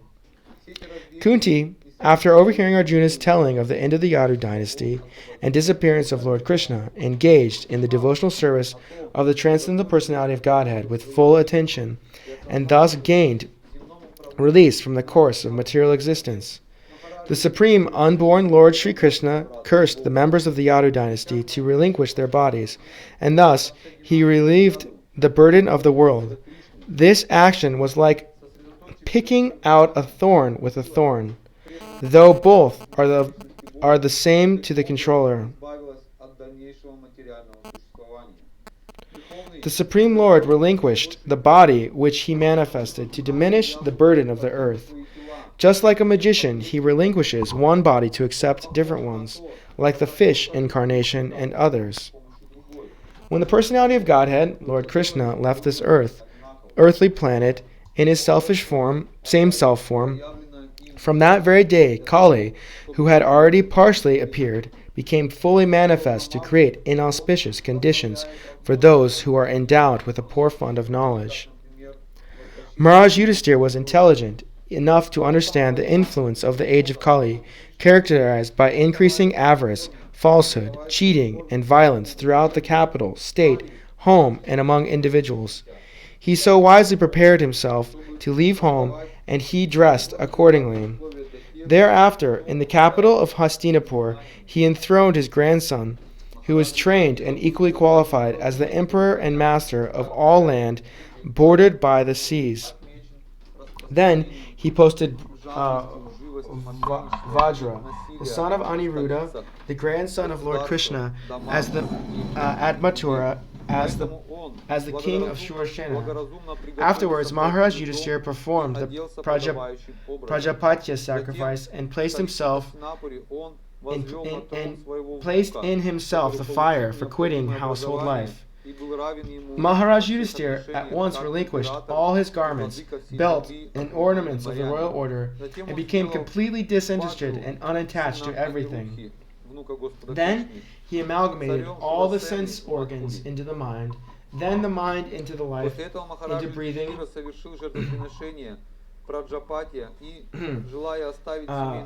his total existence into the embodiment of the five elements, and his body into death. Then, as pure self, he became free from the material conception of life, thus annihilating the gross body of five elements into the three qualitative modes of material nature. He merged them in one nation, and then absorbed that nations in the self, Brahman, which is inexhaustible in all circumstances. After that, Maharaj Yudhishthira dressed himself in torn clothing, giving up eating all solid foods, voluntarily became dumb, and let his hair hang loose. All this combined to make him look like an urchin or a madman with no occupation. He did not depend on his brothers for anything, and just like a deaf man, he heard nothing. He then started towards the north, treading the path accepted by his forefathers and great men to devote himself completely to the thought of the Supreme Personality of Godhead. And he lived in that way wherever he went. The younger brothers of Maharaj Yudhishthira observed that the age of Kali had already arrived throughout the world, and that the citizens of the kingdom were already affected by irreligious practice. Therefore, they decided to follow in the footsteps of their elder brother. They all had performed all the principles of religion, and as a result, rightly decided that the lotus feet of Lord Sri Krishna and are the supreme goal of all. Therefore, they meditated upon his feet without interruption. Thus, by pure consciousness, due to constant devotional remembrance, they attained the spiritual sky, which is ruled over by the Supreme Narayana, Lord Krishna. Thus is attained by those who meditate upon the Supreme Lord without deviation. This abode of Lord Sri Krishna, known as Goloka Vrindavan, cannot be attained by persons who are absorbed in material conception of life. But the Pandavas, being completely washed of all material contamination, attained that abode in their very same bodies. Vidura, while on pilgrimage, left his body at Prabhasa. Because he was absorbed in thought of Lord Krishna, he was received by the denizens of Pitraloka planet, where he returned to his original post. Draupadi also saw that her husbands, without caring for her, were leaving home. She knew well about Lord Vasudeva, Krishna, the personality of Godhead. Both she and Subhadra became absorbed in thoughts of Krishna and attained the same results as their husbands. The subject of the departure of the sons of the Pandu for the ultimate goal the subject of the departure of the sons of Pandu for the ultimate goal of life, back to Godhead, is fully auspicious and is perfectly pure. Therefore, anyone who hears this narration with devotional faith, certainly gains the devotional service of the Lord, the highest perfection of life. Thus ends the 15th chapter of Srimad Bhagavatam. The Pandavas retire timely. Обретает возможность преданного служения Господу, то есть достигает высшего совершенства в жизни. Конец 15 главы. Chapter 16. How Parikshit received the age of Kali. Shuta Goswami said, O learned Brahmanas, Maharaj Parikshit then began to rule over the world as a great devotee of the Lord, under the instructions of the best of the twice-born Brahmanas.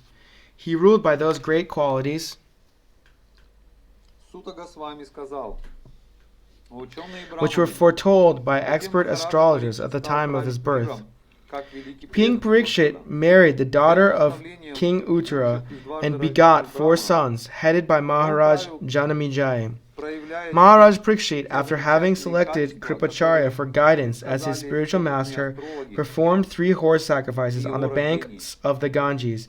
Царь They were Парикшит excluded with женился на дочери sufficient царя rewards for the Уттары, attendants, and at these стал sacrifices, отцом even the 4 common сыновей, man could see старшим из demigods. которых был Махараджа Once, Джанамеджая. when Maharaj Parikshit was Избрав on his way to Крипачарью conquer the своим world, духовным he учителем, saw the Махараджа master Парикшит of Kali совершил Yuga, на берегу who was Ганги lower than a это Shudra, жертвоприношение disguised коня. as a king and Все, кто hurting the присутствовал на legs них, of a cow были and достойно bull. The награждены. king at once caught hold of him to На deal этих sufficient жертвоприношениях punishment. даже простой человек Shaunaka не мог Rishi изменить inquired, полубогов. why did Maharaj Parikshit simply Однажды, когда punish him, Махараджа since he was the Парикшит lowest of Sudras, having отправился dressed as a завоевывать, king and having он struck a увидел cow on the повелителя leg? Кали, Please describe all these великого incidents повелителя Кали-юги, if they relate to the topics of Lord Krishna. более низкого, чем Шудра, который был одет The devotees of the Lord are accustomed to licking up the honey available from the lotus feet of the Lord. What is the use of topics which simply waste one valuable's life? по заслугам. O Sutta Goswami, there are those amongst men who desire freedom from death and get eternal life. They escape the slaughtering process by calling the controller of death Yamaraj. Самым низким из Шудр, который As long as Yamaraj, who causes everyone's death, is present here, no one shall meet with death. The great sages have invited the controller of death, Yamaraj, who is the representative of the Lord. Living beings who are under the grip should take advantage by hearing the deathless nectar in the form of this narration of the transcendental pastimes of the Lord. It appears we're having a little bit of difficulty with the stream. Valmiki Prabhu has turned off. I will find out what's happening.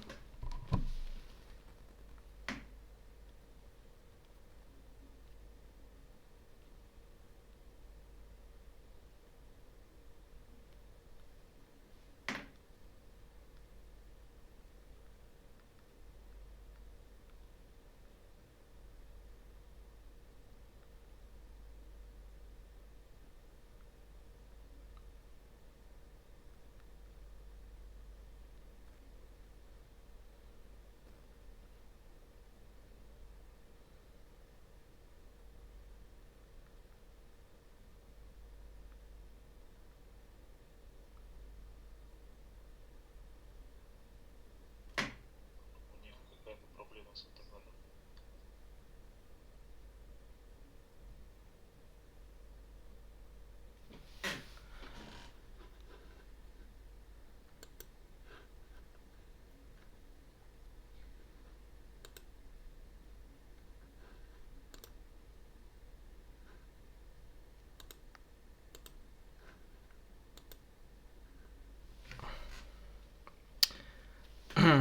We will return shortly with the reading.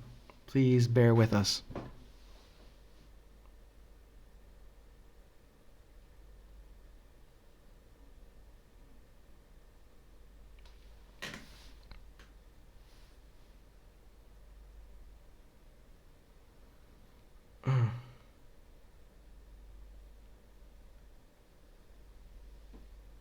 Вы посмотрели только первые две.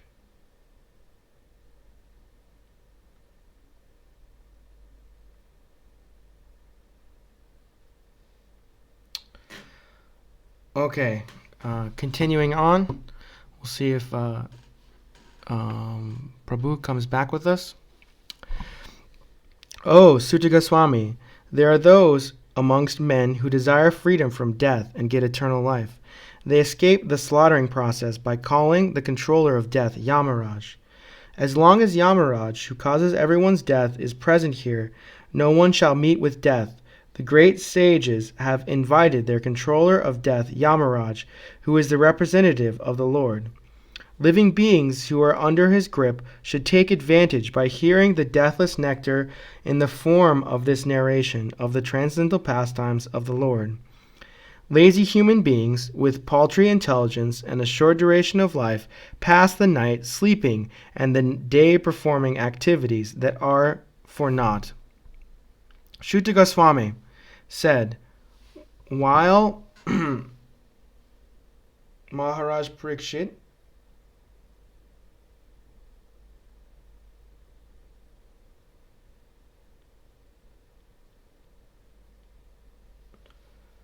was reading in the capital of the Kuru Empire, the symptoms of the age of Kali began to infiltrate within the jurisdiction of his state. When he learned about this, he did not think the matter very palatable. This did, however, give him a chance to fight. He took up his bow and arrows and prepared himself for military activities.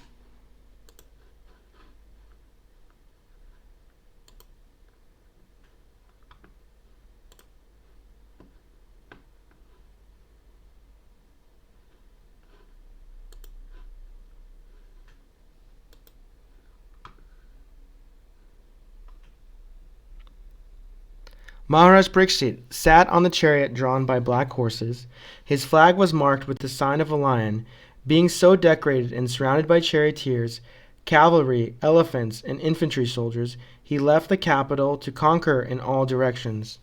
Maharaj Parikshit then conquered all parts of the earthly planet, Bharadashva, Kuntamala, Bharat, and the northern Kuru, Kimpushra, and so on, and exacted tributes from their respective rulers. Whenever the king visited, he continuously heard the glories of his great forefathers, who were all devotees of the Lord, and also of the glorious acts of Lord Krishna. He also heard now how he himself had been protected by the Lord from the powerful heat of the weapon of Ashvatthama. People also mentioned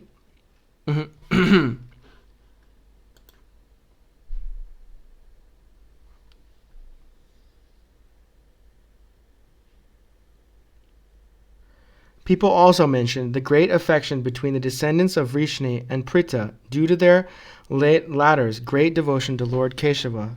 The kings, being very pleased with the singers of such glories, opened his eyes in great satisfaction. Out of magnanimity, he was pleased to award them very valuable necklaces and clothing.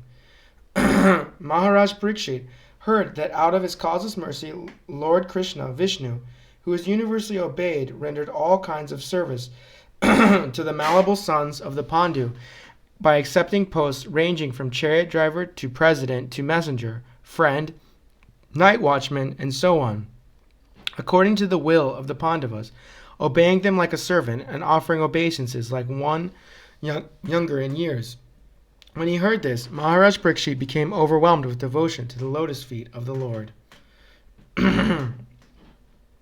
Now, you may hear from me what has happened while Maharaj Parikshit was passing his days, hearing of the good occupations of his forefathers and being absorbed in thoughts of them. The personality of religious principles, Dharma, was wandering about in the form of a bull, and he met the personality of earth in the form of a cow, who appeared to grieve like a mother who had lost her child. She had tears in her eyes, and the beauty of her body was lost. Thus Dharma questioned the earth as follows.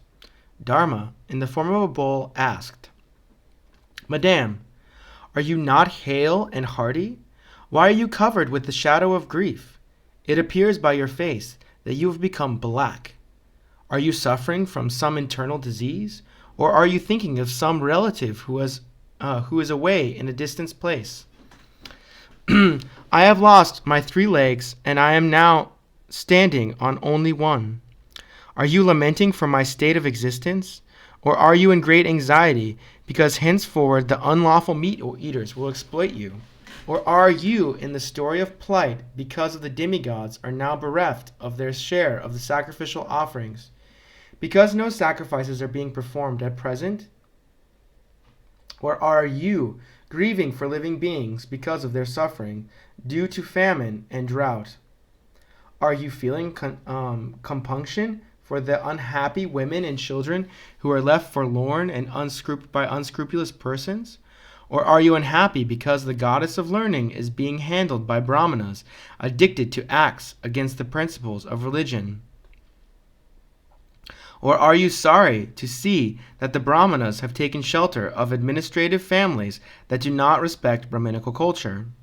So the so-called administrators are now bewildered by the influence of this age of Kali, and thus they have put all state affairs into disorder. Are you now lamenting this disorder? Now the general populace does not follow the rules and regulations for eating, sleeping, drinking, mating, and so on, and they are inclined to perform such anywhere and everywhere. Are you unhappy because of this? O Mother Earth, the Supreme Personality of Godhead, Hari, incarnated himself as Lord Sri Krishna just to unload your heavy burden. All his activities here are transcendental, and they cement the path of liberation. Are you now bereft of his presence? You are probably now thinking of those activities and feeling sorry in their absence. Mother, you are the reservoir of all riches. Please inform me of the root cause of your tribulation, by which you have been reduced to such a weak state. I think that the powerful influence of time, which conquers the most powerful, might have forcibly taken away your fortune, which was adored even by the demigods.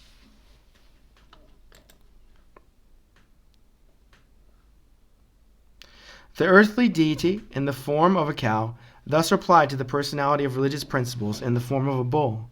O Dharma, whatever you have inquired from me shall be known to you. I shall try to reply to all these questions. Once you too were maintained by your 4 legs, and you increased happiness all over the universe by the mercy of the Lord. In him resides 1. Truthfulness, 2. Cleanliness, 3. Intolerance of another's unhappiness, 4. The power to control anger, 5. Self-satisfaction, 6. Straightforwardness, 7. Steadiness of mind, 8. Control of the sense organs, 9. Responsibility, 10. Equality, 11. Tolerance, 12. Equanimity, 13. Faithfulness, 14. Knowledge, 15. Absence of sense enjoyment, 16. Leadership, 17. Chivalry, 18. Influence, 19. The power to make everything possible, 20. The discharge of proper duty, 21. Complete independence, 22. Dexterity, 23. Fullness of all beauty, 24. Sincerity, 25. Kind-heartedness, 26. Ingenuity, 27. Geniality, 28. Magnanimity, 29. Determination, 30. Perfection in all knowledge, 31. Proper execution, 32. Possession of all objects of enjoyment, 33. Joyfulness, 34. Immovability, 35. Fidelity, 36. Fame, 37. Worship, 38. Pridelessness, 39. Being as the personality of Godhead, 40. Eternity, and many other transcendental qualities which are eternally present and never to be separated from him. That personality of Godhead, the reservoir of all goodness and beauty, Lord Sri Krishna, has now closed his transcendental pastimes on the face of the earth. In his absence, the age of Kali has spread its influence everywhere, so I am sorry to see this condition of your existence. I am thinking about myself, and also, O best among the demigods, about you as well as all the demigods, sages, denizens of Pitraloka, devotees of the Lord, and all men obedient to the system of Varna and Ashram in human society. Lakshmiji, the goddess of fortune, whose glance of grace was sought after by demigods like Brahma, and for whom they surrendered many a day unto the personality of Godhead, gave up her own abode in the forest of lotus flowers, and engaged herself in the service of the lotus feet of the Lord. I was endowed with specific powers to surpass the fortune of all the 3 planetary systems by being decorated with the impressions of the flag, thunderbolt, elephant driving rod, and lotus flower, which are signs of the lotus feet of the Lord. But at the end, when I felt I was so fortunate, the Lord left me. O personality of religion, I was greatly overburdened by the undue military phalanxes arranged by atheistic kings, and I was relieved by the grace of the personality of Godhead. Similarly, you were also in your distressed condition, weakened in your standing strength, and thus he also incarnated by his eternal energy in the family of the Yadus to relieve you. Who therefore can tolerate the pangs of separation from the Supreme Personality of Godhead? He could conquer the gravity and passionate wrath of his sweethearts like Satyabhama, and his sweet smile of love, pleasing glance, and the hearty appeals. When he travels my earth's surface, I would be immersed in the dust of his lotus feet, and thus would be sumptuously covered with grass, which appeared like hair standing on me out of pleasure. While the earth and the personality of religion were thus engaged in the conversation, the saintly king Parikshit reached the shore of the Saraswati river, which flowed towards the east. Thus ends chapter 16 of the Srimad Bhagavatam, how Parikshit met the age of Kali.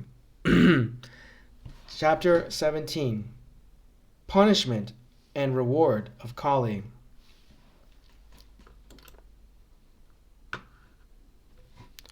Shuta Goswami said, after reaching that place, Maharaj Parikshit observed that a lower caste Sudra, dressed like a king, was beating a cow and a bull with a club, as if they had no owner. The bull was as white as a white lotus flower. He was terrified of the Sudra who was beating him, and he was so afraid that he was standing on one leg, trembling and urinating. Although the cow was beneficial, because one can draw religious principles from her, she was now rendered poor and calfless. Her legs were being beaten by a Shudra. There were tears in her eyes, and she was dressed and weak. She was hankering after some grass in the field. Maharaj Parikshit, well equipped with arrows and bow, seated on a gold-embossed chariot, spoke to him, the Shudras, with a deep voice, sounding like thunder. "Oh, who are you? You appear to be strong, and yet you dare kill within my protection those who are helpless? By your dress you pose yourself as a godly man, a king, but your deeds, you are opposing the principles of the twice-born Kshatriyas. You rogue, do you dare beat an innocent cow because Lord Krishna and Arjuna, the carrier of the Gandiva bow, are out of sight? Since you are beating the innocent in a secluded place, you are considered a culprit and are therefore deserved to be killed." Then Maharaj Parikshit, asked the bull, "Oh, who are you? Are you a bull as white as a lotus flower, or are you a demigod? You have lost 3 of your legs and are moving only on one. Are you some demigod causing us grief in the form of a bull? Now, for the first time in a kingdom well protected by the arms of the kings of the Kuru dynasty, I see you grieving with tears in your eyes. Up till now, no one on earth has ever shed tears because of royal negligence. O son of Surabhi, you need lament no longer. There is no need to fear this low-class Shudra. And O mother cow, as long as I am living as the ruler and subduer of all envious men, there is no cause for you to cry. Everything will be good for you. O chaste one, the king's good name, duration of life, and good rebirth vanish when all kinds of living beings are terrified by miscreants and in his kingdom. It is certainly the prime duty of the king to subdue first the sufferings of those who suffer. Therefore, I must kill this most wretched man because he is violent against other living beings." He, Maharaj Parikshit, repeatedly addressed and questioned the bull thus: "O son of Surabhi, who has cut off your 3 legs? In this state of the kings who are obedient to you, to the laws of the Supreme Personality of Godhead, Krishna, there is no one as unhappy as you. O bull, you are offenseless and thoroughly honest. Therefore I wish all good to you. Please tell me of the perpetrator of these mutilations with which blackmail the reputation of the sons of Pritha. Whoever causes offenseless living beings to suffer must fear me anywhere and everywhere in the world. By curbing dishonest miscreants, one automatically benefits the offenseless. An upstart, living being who commits offenses by torturing those who are offenseless shall be directly uprooted by me, even though he be a denizen of heaven with armor and decorations. The supreme duty of a ruling king is to give all protection to law-abiding persons, and to chastise those who stray from the ordinance of the scriptures in ordinary times when there is no emergency. The personality of religion said, "These words just spoken by you benefit a person of the Pandava dynasty, captivated by the devotional qualities of the Pandavas, even Lord Krishna, the personality of Godhead, performers of duties as a messenger. O great among human beings, it is very difficult to ascertain the particular miscreant who has caused our suffering, because we are bewildered by all the different opinions of theoretical philosophers. Some of the philosophers who deny all sorts of duality declare that one's own self is responsible for his personal happiness and his distress. Others say that superhuman powers are responsible, while yet others say that activity is responsible, and the gross materialists maintain that nature is the ultimate cause. There are also some thinkers who believe that no one can ascertain the cause of distress by argumentation, nor know it by imagination, nor express it by words. O sage amongst kings, judge for yourself by thinking over all this with your own intelligence." Sutta Goswami said, "O best among the Brahmanas, the Emperor Parikshit, thus hearing the personality of religion speak, was fully satisfied, and without mistake or regret he gave his reply. The king said, "O you, who are in the form of a bull, you know the truth of religion, and you are speaking according to the principles that the destination intended for you, the perpetrator of irreligious acts, is also intended for one who identifies the perpetrator. You are no other than the personality of religion." Thus it is concluded that the Lord's energies are inconceivable. No one can estimate them by mental speculation or by word jugglery. In this age of satya, truthfulness, your 4 legs were established by the 4 principles of austerity: cleanliness, mercy, and truthfulness.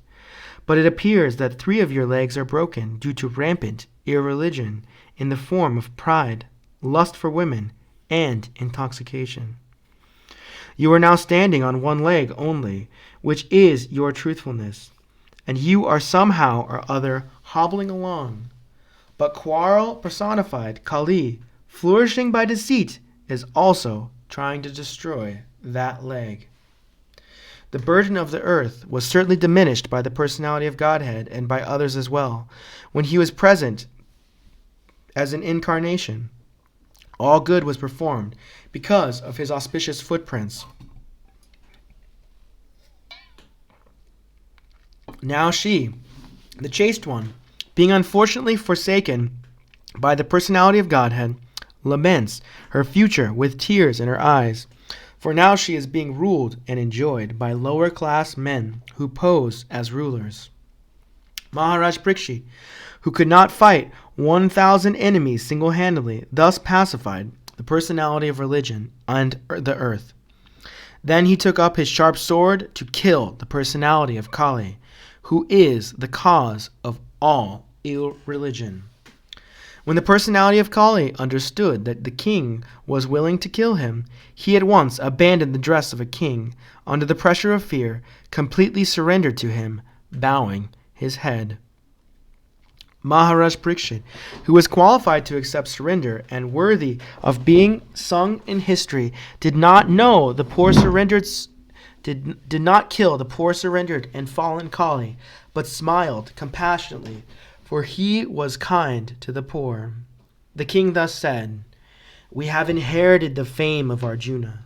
Therefore, since you have surrendered yourself with folded hands, you need not fear for your life. But you cannot remain in my kingdom, for you are the friend of irreligion." If the personality of Kali, irreligion, is allowed to act as a man or god, act as a man god or an executive head, certainly irreligious principles like greed, falsehood, robbery, incivility, treachery, misfortune, cheating, quarrel, and vanity will abound. Therefore, O friend of irreligion, you do not deserve to remain in a place where the experts perform sacrifice according to truth and religious principles for the satisfaction of the Supreme Personality of Godhead. In all sacrificial ceremonies, although sometimes as a demigod is worshipped, the Supreme Personality of Godhead is worshipped because he is the supersoul of everyone and exists both inside and outside like the air. Thus it is he only who awards all welfare to the worshipper. Sri Suta Goswami said, "The personality of Kali, thus being overpowered by Maharaj Parikshit, began to tremble in fear. Seeing the king before him like Yamaraj, ready to kill him, Kali spoke to the king as follows, O your majesty, though I may live anywhere and everywhere under your order, I shall but see you with bow and arrows wherever I look. Therefore, O chief amongst the protectors of religion, please fix some place for me where I can live permanently under the protection of your government." Suta Goswami said, Maharaj Parikshit, thus being petitioned by the personality of Kali, gave him permission to reside in places where gambling, drinking, prostitution, and animal slaughter were performed.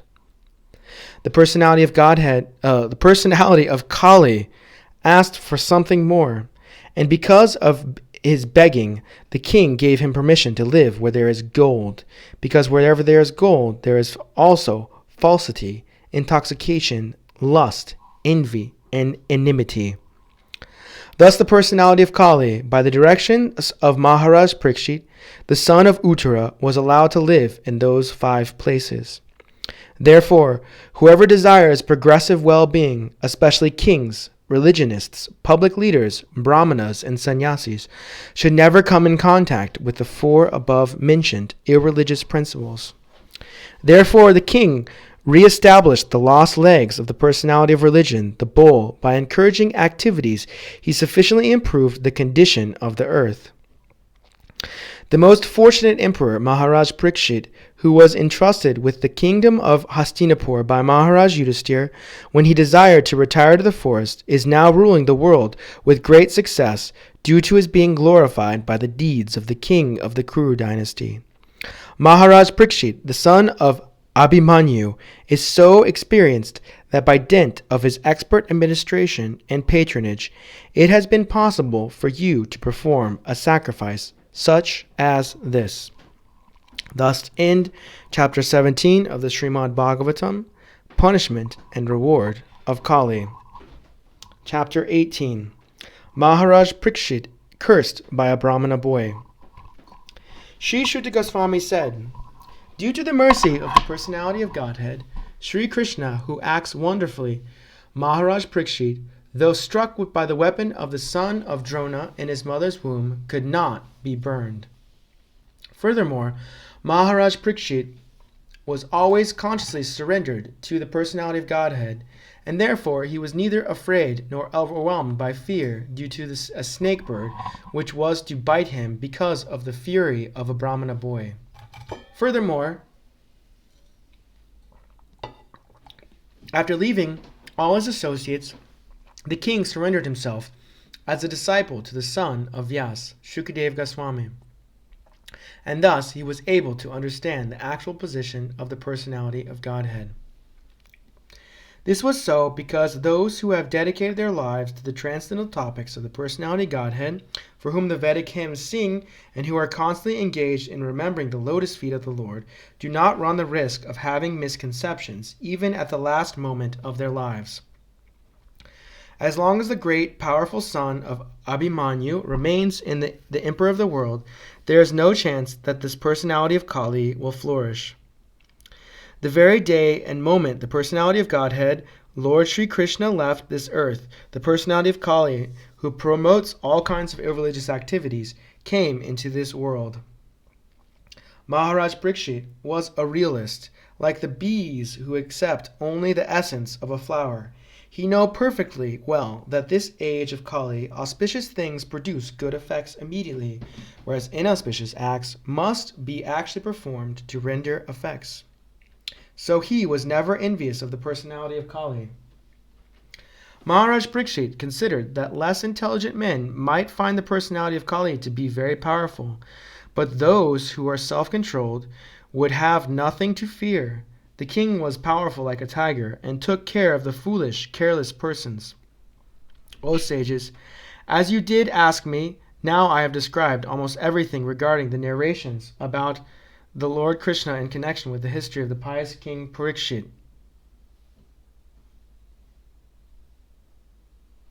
Скажи мне, еще идет трансляция по-английски, да? Смотри по-английски. Excuse me. Those who are desirous of achieving complete perfection in life must submissively hear all topics that are connected with the transcendental activities and qualities of the personality of Godhead who acts wonderfully.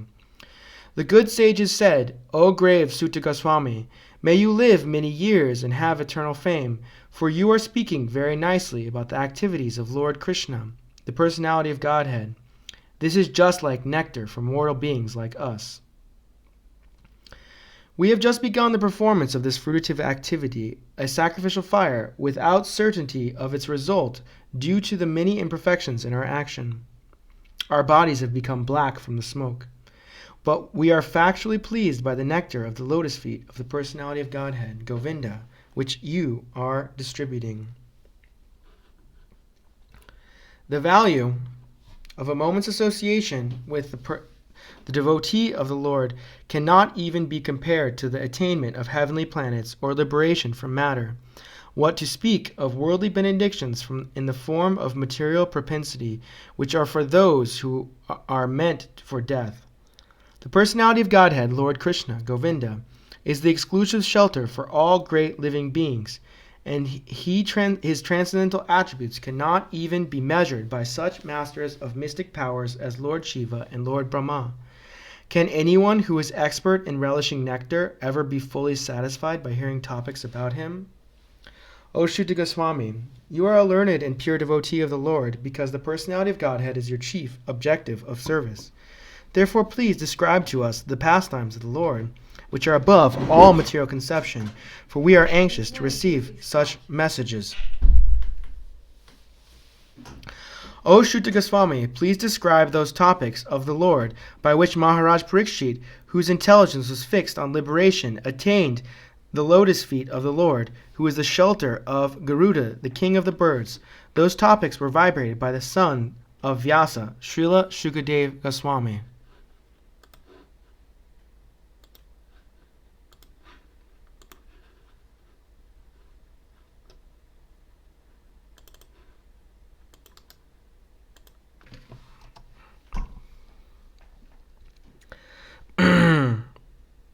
Personality of Godhead, Lord Krishna, is exclusive shelter.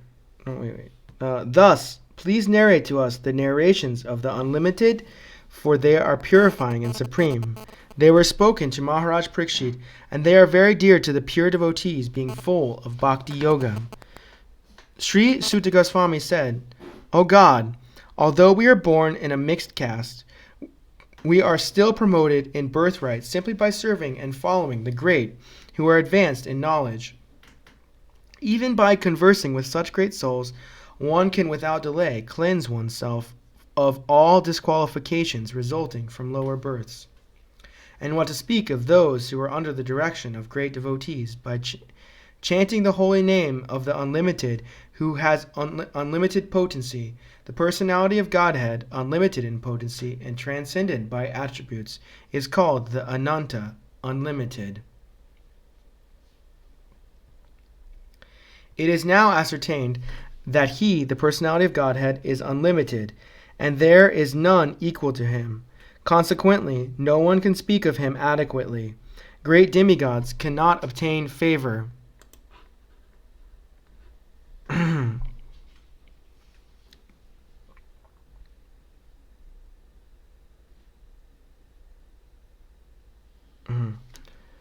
Cannot attain favor of the goddess of fortune even by prayers, but this very goddess renders service unto the Lord, although he is unwilling to have such service. Who can be worthy of the name of the Supreme Lord but the personality of Godhead, Sri Krishna? Brahmaji collected the water emanating from the nails of his feet in order to award it to Lord Shiva as a worshipful welcome. This very water, the Ganges, is purifying to the whole universe, including Lord Shiva. Self-controlled persons who are attached to the Supreme Lord Krishna can all of a sudden give up the world of material attachment, including the gross body and subtle mind, and go away to attain the highest perfection of the renounced order of life, by which non-violence and renunciation are consequential. O Rishis, who are as powerfully pure as the sun, I shall try to describe to you the transcendental pastimes of Vishnu as far as my knowledge is concerned. As a bird flies in the sky as far as their capacity allows, so do the learned devotees describe the Lord as far as their realization allows. Once upon a time, Maharaj Parikshit, while engaged in hunting in the forest with a bow and arrows, became extremely fatigued, hungry, and thirsty while following the stags. While searching for a reservoir of water, he entered the hermitage of the well-known Samika Rishi, who saw the sage sitting silently with closed eyes. The Muni's senses, organs, breath, mind, and intelligence were all restrained from material activities, and he was situated in trance, apart from the three: wakefulness, dream, and unconsciousness, having achieved a transcendental position qualitatively equal with the Supreme Absolute.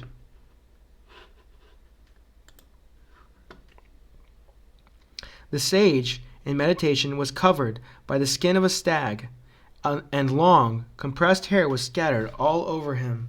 The king, whose palate was dry from thirst, asked him for water. The king did not receive any formal welcome by means of being offered a seat, place, water, and sweet address, considered himself neglected, and so thinking, he became angry.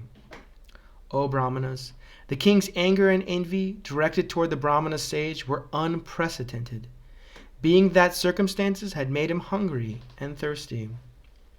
While leaving the king, being so insulted, picked up a lifeless snake with his bow and angrily placed it on the shoulders of the sage. Then he returned to his palace. Upon returning, he began to contemplate and argue within himself whether the sage had actually been in meditation, with senses concentrated and closed eyes, or whether he had just been feigning trance just to avoid receiving a lowly Kshatriya. The sage had a son who was very powerful. Being a Brahmana's son, while he was playing with inexperienced boys, he heard of his father's distress, which was occasioned by the king, and then there the boy spoke as follows. The Brahmana's son, Shringi, said, "Oh, just look at the sins of the ruler who, like the crows and watchdogs at their door, perpetrate sins against their master, contrary to the principles of governing servants. The descendants of the kingly order, who are definitely designated as watchdogs, and they must keep themselves at the door. On what grounds can dogs enter a house and claim to dine with the master on the same plate?"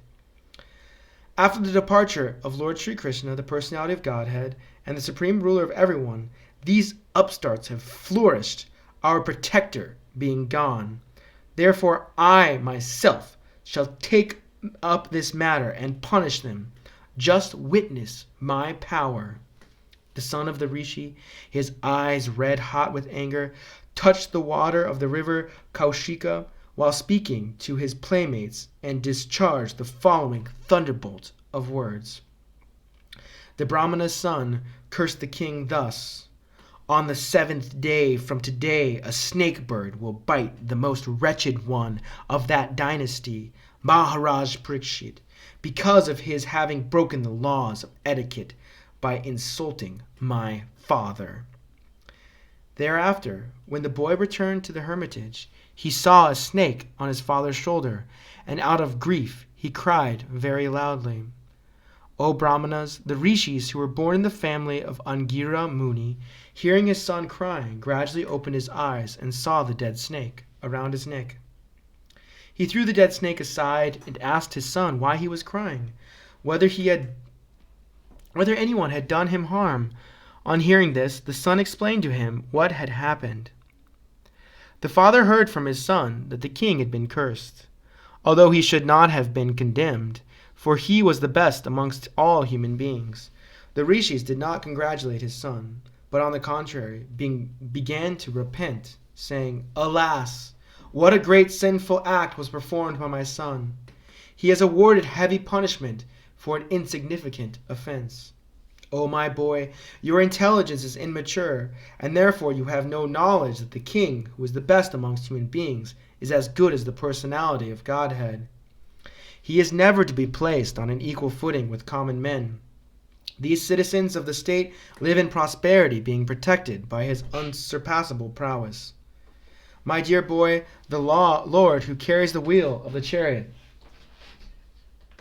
is represented by a monarchical regime, and when this regime is abolished, the whole world becomes filled with the thieves, who then at once vanquish the unprotected subjects like scattered lambs.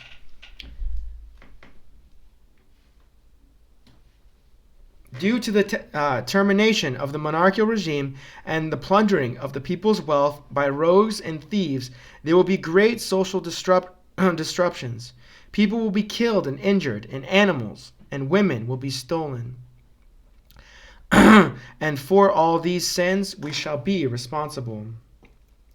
As that time of the people in general will fall systematically from the path of progressive civilization,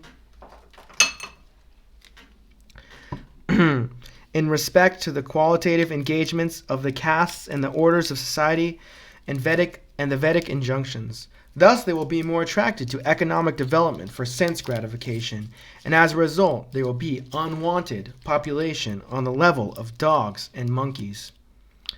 The Emperor Parikshit is a pious king. He is highly celebrated and is a first-class devotee of the personality of Godhead. He is a saint amongst royalty, and he has performed many horse sacrifices.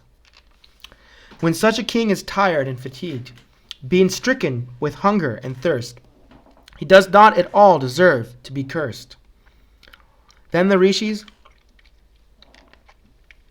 prayed to the all-pervading personality of Godhead to pardon his immature boy, who had no intelligence and who committed the greatest sin of cursing a person who was completely free from all sins, who was subordinate, and who deserved to be protected. The devotees of the Lord are so forbearing that even though they are defamed, cheated, cursed, disturbed, neglected, or even killed, they are never inclined to avenge themselves. The sage thus regretted the sin committed by his own son. He did not take the insult paid by the king very seriously. Generally, the transcendentalists, even though engaged by others in the dualities of the material world, are not distressed, nor do they take pleasure in worldly things, for they are transcendentally engaged. Thus ends the 18th chapter of the Srimad Bhagavatam, entitled Maharaj Parikshit Cursed by a Brahmana Boy. Chapter 19, The Appearance of Shukadev Goswami. Sri Shuddha Goswami said, while returning home, the king, Maharaj Parikshit, felt that the act he had committed against the faultless and powerful Brahmana was heinous and uncivilized. Consequently, he was distressed. King Parikshit thought, due to my negligence in the injunctions of the Supreme Lord, I most certainly expect some difficulty to overcome me in the near future. I now desire without reservation that the calamity come now, for in this way I may be freed of the sinful action and not commit such an offense again. I am uncivilized and sinful due to my neglect of Brahminical culture, God consciousness, and cow protection. Therefore, I wish that my kingdom, strength, and riches burn up immediately by the fire of the Brahmana's wrath, so that in the future I may not be guided by such inauspicious attitudes. While the king was thus repenting, he received news of his imminent death, which would be due to the bite of the snake bird. Occasioned by the curse spoken by the sage's son, the king accepted this as good news, for it would be the cause of his indifference toward worldly things. Maharaj Pariksit sat down firmly on the banks of the Ganges to concentrate his mind in Krishna consciousness, rejecting all other practices of self-realization because transcendental loving service to Krishna is the greatest achievement, superseding all other methods. The river, Ganges, by which the king sat to fast, carries the most auspicious water, which is mixed with the dust of the lotus feet of the Lord and tulsi leaves. Therefore, that water sanctifies the three worlds inside and outside, and even sanctifies Lord Shiva and other demigods. Consequently, everyone who is destined to die must take shelter of this river. Thus the king, the worthy descendant of the Pandavas, decided once and for all, and sat on the Ganges bank to fast until death, and give himself up to the lotus feet of the Lord Krishna, who alone is able to award liberation. So, freeing himself from all kinds of association and attachments, he accepted the vows of a sage. At that time, all the great minds and thinkers, accompanied by their disciples and sages, who could verily sanctify a place of pilgrimage just by their presence, arrived there on the plea of making a pilgrim's journey.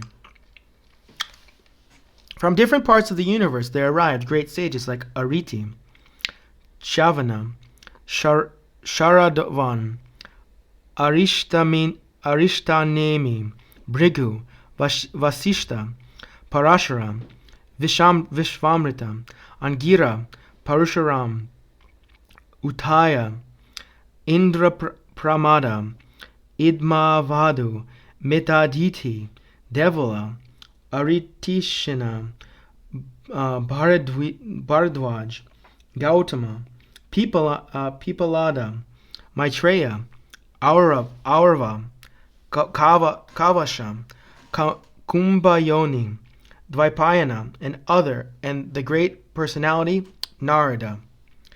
There were also many other saintly demigods, kings, and special royal orders called Arunadayas, a special rank of Rajarishis. From different dynasties of sages, when they all assembled together to meet the Emperor Parikshit, he received them properly and bowed his head to the ground. After all the rishis and others had seated themselves comfortably, the kings, humbly standing before them with folded hands, told them of his decision to fast until death. The fortunate king said, "Indeed, we are the most grateful of all the kings who are trained to get favors from the great souls. Generally you, sages, consider royalty as refuse, to be rejected and left in a distant place. The Supreme Personality of Godhead, the controller of both the transcendental and mundane worlds, has graciously overtaken me in the form of from Brahmana's curse. Due to my being too much attached to family life, the Lord, in order to save me, has appeared before me in such a way that only out of fear I will detach myself from the world. O Brahmanas, just accept me as a completely surrendered soul, and let Mother Ganges, the representative of the Lord, also accept me in that way. For I have already taken the lotus feet of the Lord into my heart. Let the snake bird, or whatever magical thing the Brahmana created, bite me at once." I only desire that you all continue singing the deeds of Lord Vishnu. Again, offering obeisances unto all you Brahmanas, I pray that if I should again take my birth in the material world, I will have complete attachment to the unlimited Lord Krishna, association with his devotees, and friendly relations with all living beings. In perfect self-control, Maharaj Parikshit sat down on the seat of straw, with straw roots facing the east, placed on the southern bank of the Ganges, and he himself faced the north. Just previously, he had given change of his kingdom over to his son. Thus the king, Maharaj Parikshit, sat to fast until death. All the demigods of the higher planets praised the king's actions, and in pleasure continually scattered flowers over the earth and beat celestial drums. All the great sages who were assembled there also praised the decision of Maharaj Parikshit, and they expressed their approval by saying, "Very good." Naturally, the sages are inclined to do good in common men, for they have all the qualitative powers of the Supreme Lord. Therefore, they were very much pleased to see Maharaj Parikshit, a devotee of the Lord, and they spoke as follows. The sages said, "O chief of all the saintly kings of the Pandu dynasty, who are strictly in the line of Lord Sri Krishna, it is not at all astonishing that you give up your throne, which is decorated with the helmets of many kings, to achieve eternal association with the personality of Godhead. We shall all wait here until the foremost devotee of the Lord, Maharaj Parikshit, returns to the supreme planet, which is completely free from all mundane contamination and all kinds of limitation." All that was spoken by the great sages was very sweet to hear, full of meaning, and appropriately presented as perfectly true. So, after hearing them, Maharaj Parikshit, desiring to hear of the activities of the Lord Sri Krishna, the Supreme Personality of Godhead, congratulated all the great sages. The king said, "O great sages, you have all very kindly assembled here, having come from all parts of the universe. You are all as good as the Supreme Knowledge personified, who resides in the planet above the three worlds, Satyaloka. Consequently, you are naturally inclined to do good to others, and but for this you have no interest, either in this life or in the next. O trustworthy Brahmanas, I now ask you about my immediate duty. Please, after proper deliberation, tell me of the unalloyed duty of everyone in all circumstances, and superficially of those who are just about to die." At that moment there appeared the powerful son of Vyasadeva, who traveled over the earth, disinterested and satisfied with himself. He did not manifest any symptoms of belonging to any social order or status of life. He was surrounded with women and children, and he desired as if others had neglected him. This son of Vyasadeva was only 16 years old. His legs, hands, thighs, arms, shoulders, forehead, and other parts of his body were all delicately formed.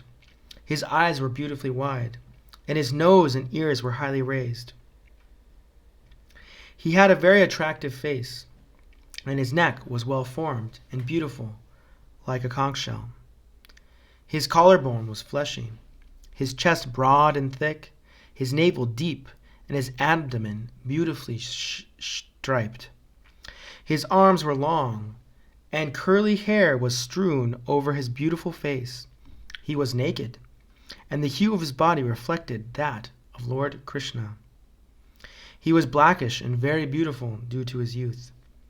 Because of the glamour of his body and his attractive smiles, he was pleasing to women.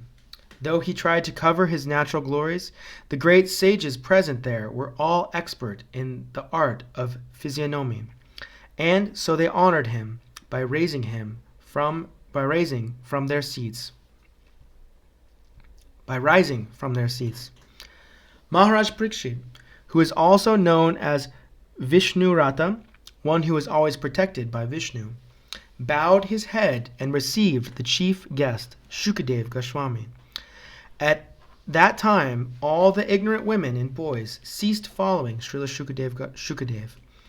Receiving respect from all, Shukadev Goswami took his exalted seat.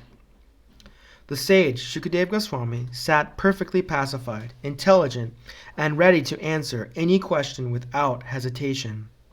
The great devotee, Maharaj Parikshit, approached him, offered his respects by bowing before him, and politely inquired with sweet words and folded hands.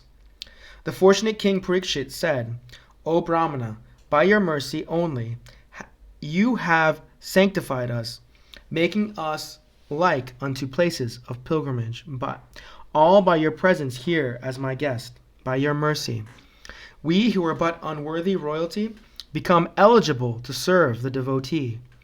Simply by our remembering you, our houses become instantly sanctified. And what to speak of seeing you, touching you, washing your holy feet, and offering you a seat in our home." Just as the atheist cannot remain in the presence of the personality of Godhead, so also are the invulnerable sins of a man who are immediately vanquished in your presence. O saint, O great mystic. Lord Krishna, the personality of Godhead, who is very dear to the sons of King Pandu, has accepted me as one of those relatives just to please his great cousins and brothers. Otherwise, without being inspired by Lord Krishna, how is it that you have voluntarily appeared here, though you are moving incognito into the common man and are not visible to us who are on the verge of death? You are the spiritual master of great saints and devotees. I am therefore begging you to show the way of perfection for all persons, and especially for one who is about to die. Please let me know what a man should hear, chant, remember, and worship, and also what he should not do. Please explain all this to me. O powerful Brahmana, it is said that you hardly stay in the houses of men long enough to milk a cow. Sri Shuddha Goswami said, The king thus spoken and questioned the sages using sweet language. Then the great and powerful personality, the son of Vyasadeva, who knew the principles of religion, began his reply. Thus end Chapter 19, the appearance of Shukadev Goswami, and thus end the first canto of the Srimad Bhagavatam. Srimad Bhagavatam.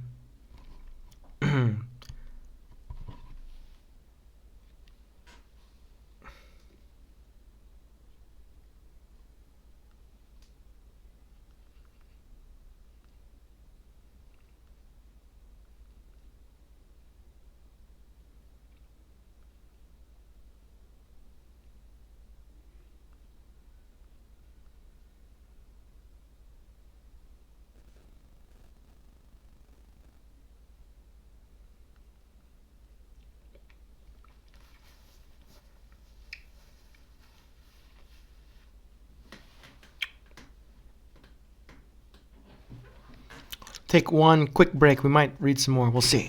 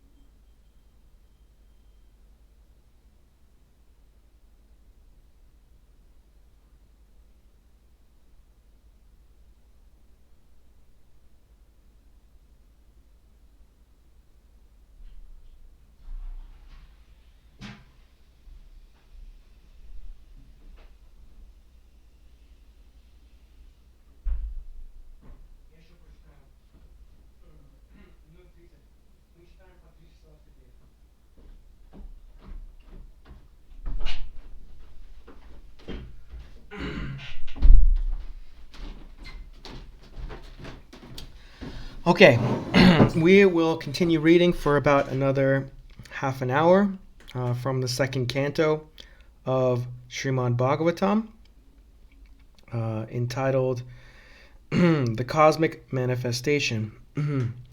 Chapter 1, The First Step in God Realization. O my Lord, the all-pervading personality of Godhead, I offer my respectful obeisances unto you.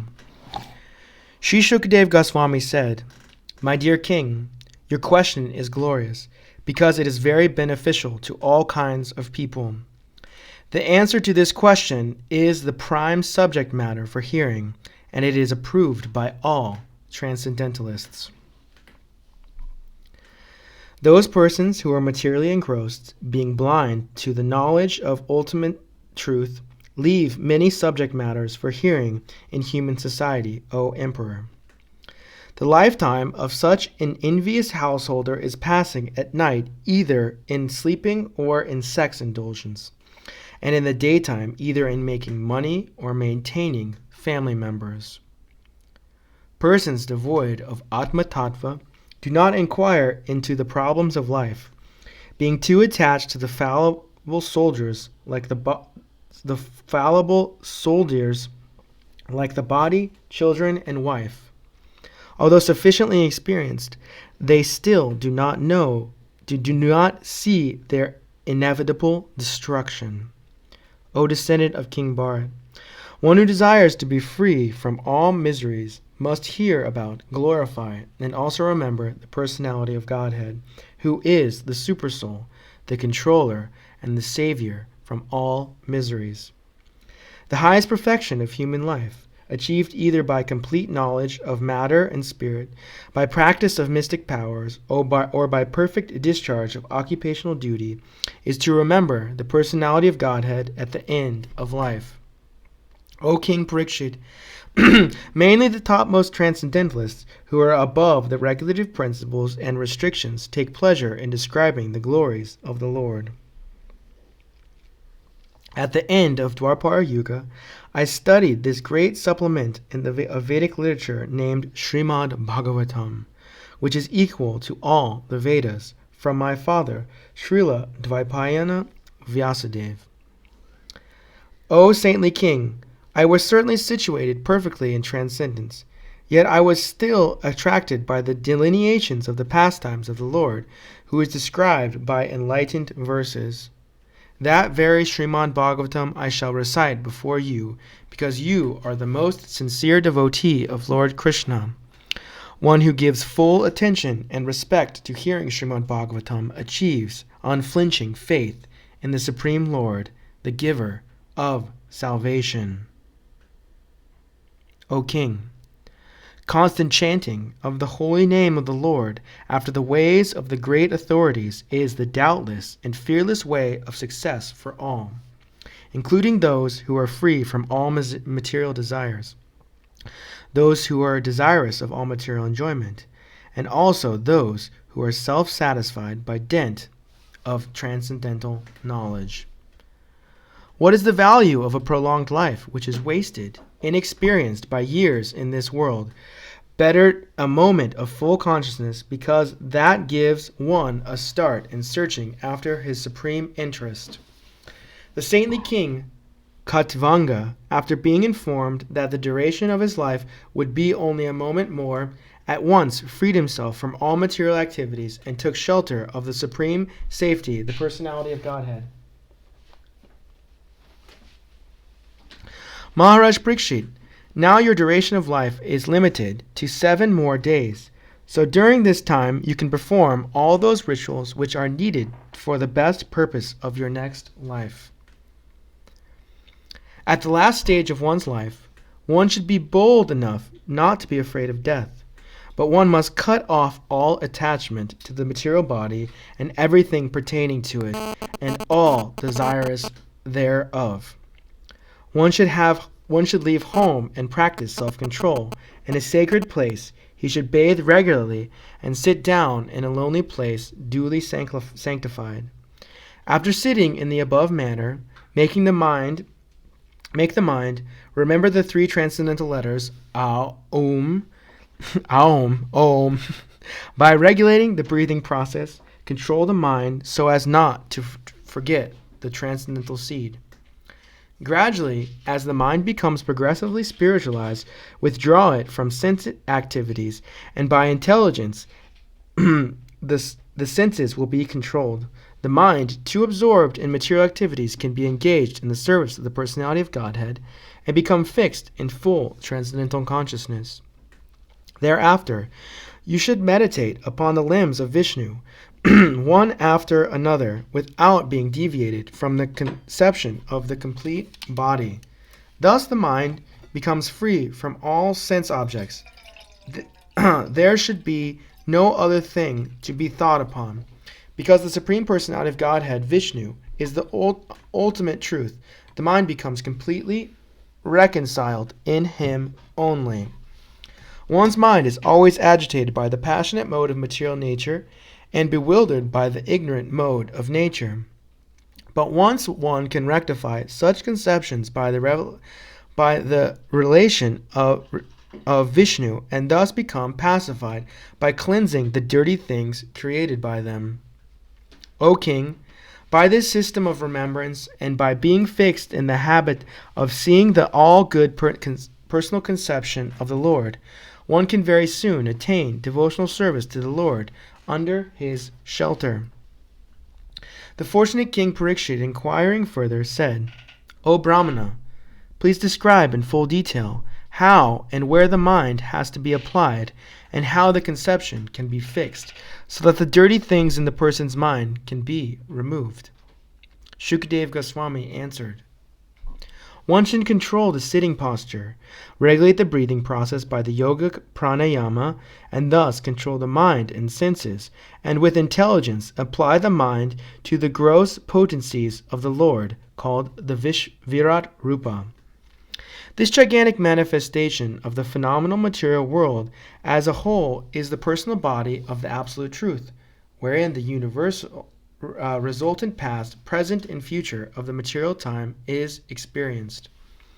The gigantic universal form of the personality of Godhead within the body of the universal shell, which is covered by sevenfold material elements, is the subject for the Virat conception. Persons who have realized it have studied that the planets known as Patala constitute the bottoms of the feet of the Universal Lord, and the heels and the toes are the Rasatala planets. The ankles are the Mahatala planets, and his shanks constitute the Talatala planets. The knees of the universal form are the planetary systems of the name Sutala, and the two thighs are the Vitala and Atala planetary systems. The hips are Mahitala, and outer space is the depression of his navel. The chest of the original personality of the gigantic form is the luminary planetary system. His neck is the Mahar planets, and his mouth is the Janas planets.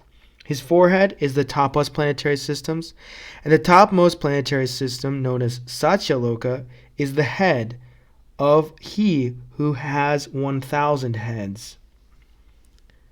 His arms are the demigods headed by Indra.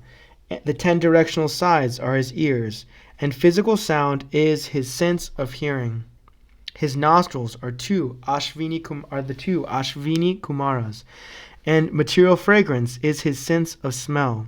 His mouth is the blazing fire. The sphere of the outer space constitutes his eye pits, and the eyeballs is the sun and the power of seeing. His eyelids are both day and night, and in the movements of his eyebrows the Brahma and similar supreme personalities reside. His palate is the director of water, Varuna, and the juice or essence of everything is his tongue. They say that the Vedic hymns are cerebral passages of the Lord, and his jaw jaws of teeth are Yama, god of death, who punishes the sinners.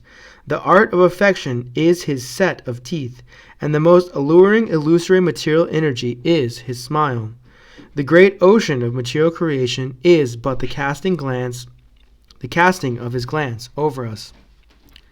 Modesty is his upper portion of his lips. Hankering his chin is his chin. Religion is the breast of the Lord, and irreligion is his back. Brahmaji, who generates all living beings in the material world, is his genitals, and in the Mitra Varunas are his two testicles. The ocean is his waist, and the hills and mountains are the stacks of his bones.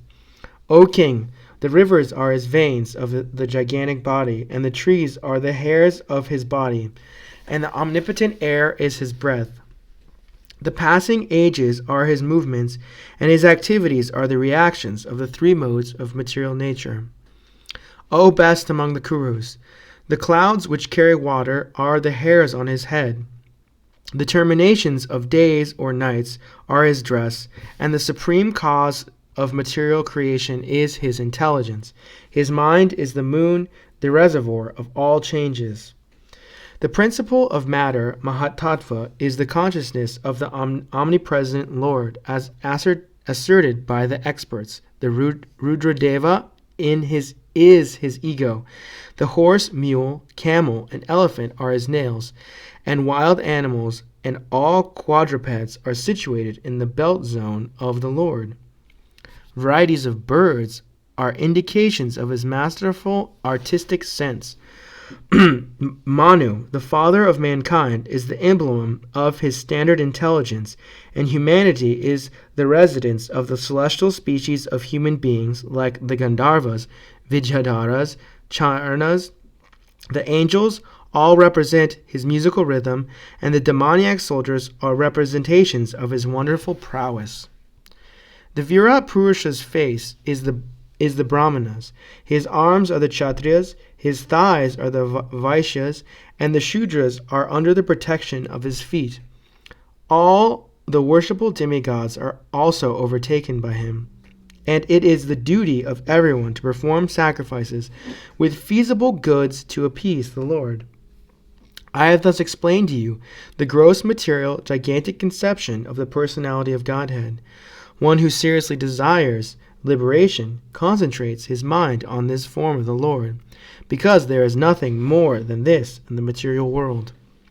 Once concentrate his mind upon the Supreme Personality of Godhead, who alone distributes himself in so many manifestations, just as ordinary persons create thousands of manifestations in dreams.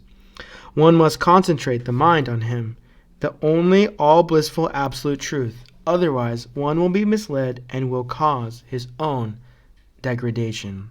End of Chapter 2, Srimad Bhagavatam, Chapter 1, Canto 2.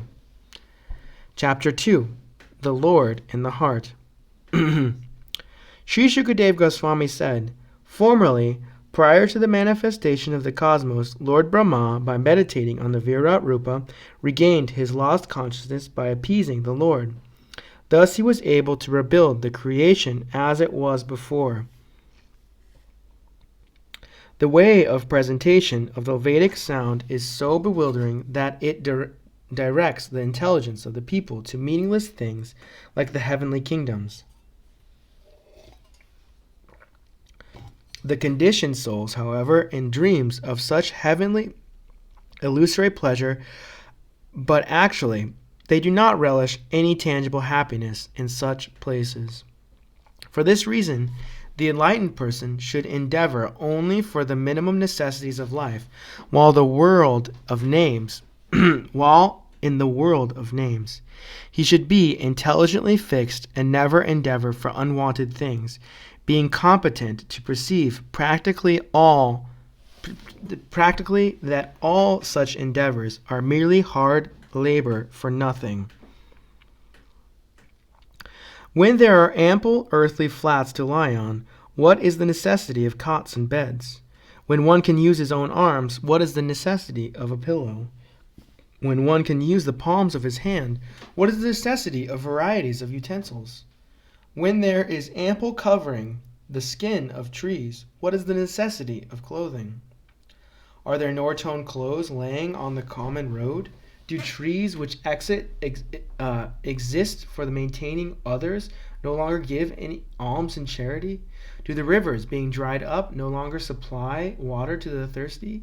Are the caves of the mountains now closed? Or above all, does the Almighty Lord not protect the fully surrendered souls? Why then do the learned sages go to flatter those who are intoxicated by hard-earned wealth? Thus being fixed, one must render service unto the supersoul situated in one's own heart by his omnipotency. Because he is the almighty personality of Godhead, eternal and unlimited, he is the ultimate goal of life, and by worshiping him, one can end the cause of the conditioned state of existence. Who else but the gross materialist will neglect such transcendental thought and take to the non-permanent names only, seeing the mass of people fallen in the river of suffering as the consequence of accruing the result of their own work? Others conceive of the personality of Godhead residing within the body in the region of the heart and measuring only 8 inches, with 4 hands carrying a lotus, a wheel of a chariot, and a conch shell and a club, respectively. His mouth expresses his happiness, his eyelids spread like the petals of a lotus flower, and his garments, yellowish like the saffron of a kadamba flower, are bedecked with valuable jewels. His ornaments are all made of gold, set with jewels, and he wears a glowing headdress and earrings. His lotus feet are placed over the whorls of the lotus-like hearts of great mystics. On his chest is the Kaustuba jewel, engraved with a beautiful calf, and there are other jewels on his shoulders. His complete torso is garlanded with fresh flowers. He is well decorated with an ornamental wreath about his waist, and rings studded with valuable jewels on his fingers. His linglets, his bangles, his oiled hair, curling with a bluish tint, and his beautiful smiling face are all very pleasing. The Lord's magnanimous pastimes and the glowing glancing of his smiling face are all indications of his extensive benedictions. One must therefore concentrate on this transcendental form of the Lord as long as the mind can be fixed on him by meditation. The process of meditation should begin from the lotus feet of the Lord and progress to his smiling face. The meditation should be concentrated upon the lotus feet, and then the calves, then the thighs, and in this way higher and higher. The more the mind becomes fixed upon the different parts of the limbs, one after another, the more the intelligence becomes purified. Unless the gross materialist develops a sense of loving service unto the Supreme Lord, the seer of both the transcendental and material worlds, he should remember or meditate upon the universal form of the Lord at the end of his prescribed duties. O King, whenever the yogi desires to leave this planet of human beings, he should not be perplexed about the proper time or place, but should comfortably sit without being disturbed and regulate the life air, should control the senses by the mind. Thereafter, the yogi should merge his mind by his unalloyed intelligence into the living entity, and then merge the living entity into the superself. And by doing this, the fully satisfied living entity becomes situated in the supreme stage of satisfaction, so that he ceases from all other activities. In that transcendental state of Ladopashanti, there is no supremacy of devastating time which controls even the celestial demigods, who are empowered to rule over mundane creatures. And what to speak of demigods themselves? Nor is there the mode of material goodness, nor passion, nor ignorance, nor even the false ego, nor the material causal ocean, nor the material nature. The transcendentalists desire to avoid everything godless, for they know that the supreme situation is in which everything is related with the Supreme Lord Vishnu.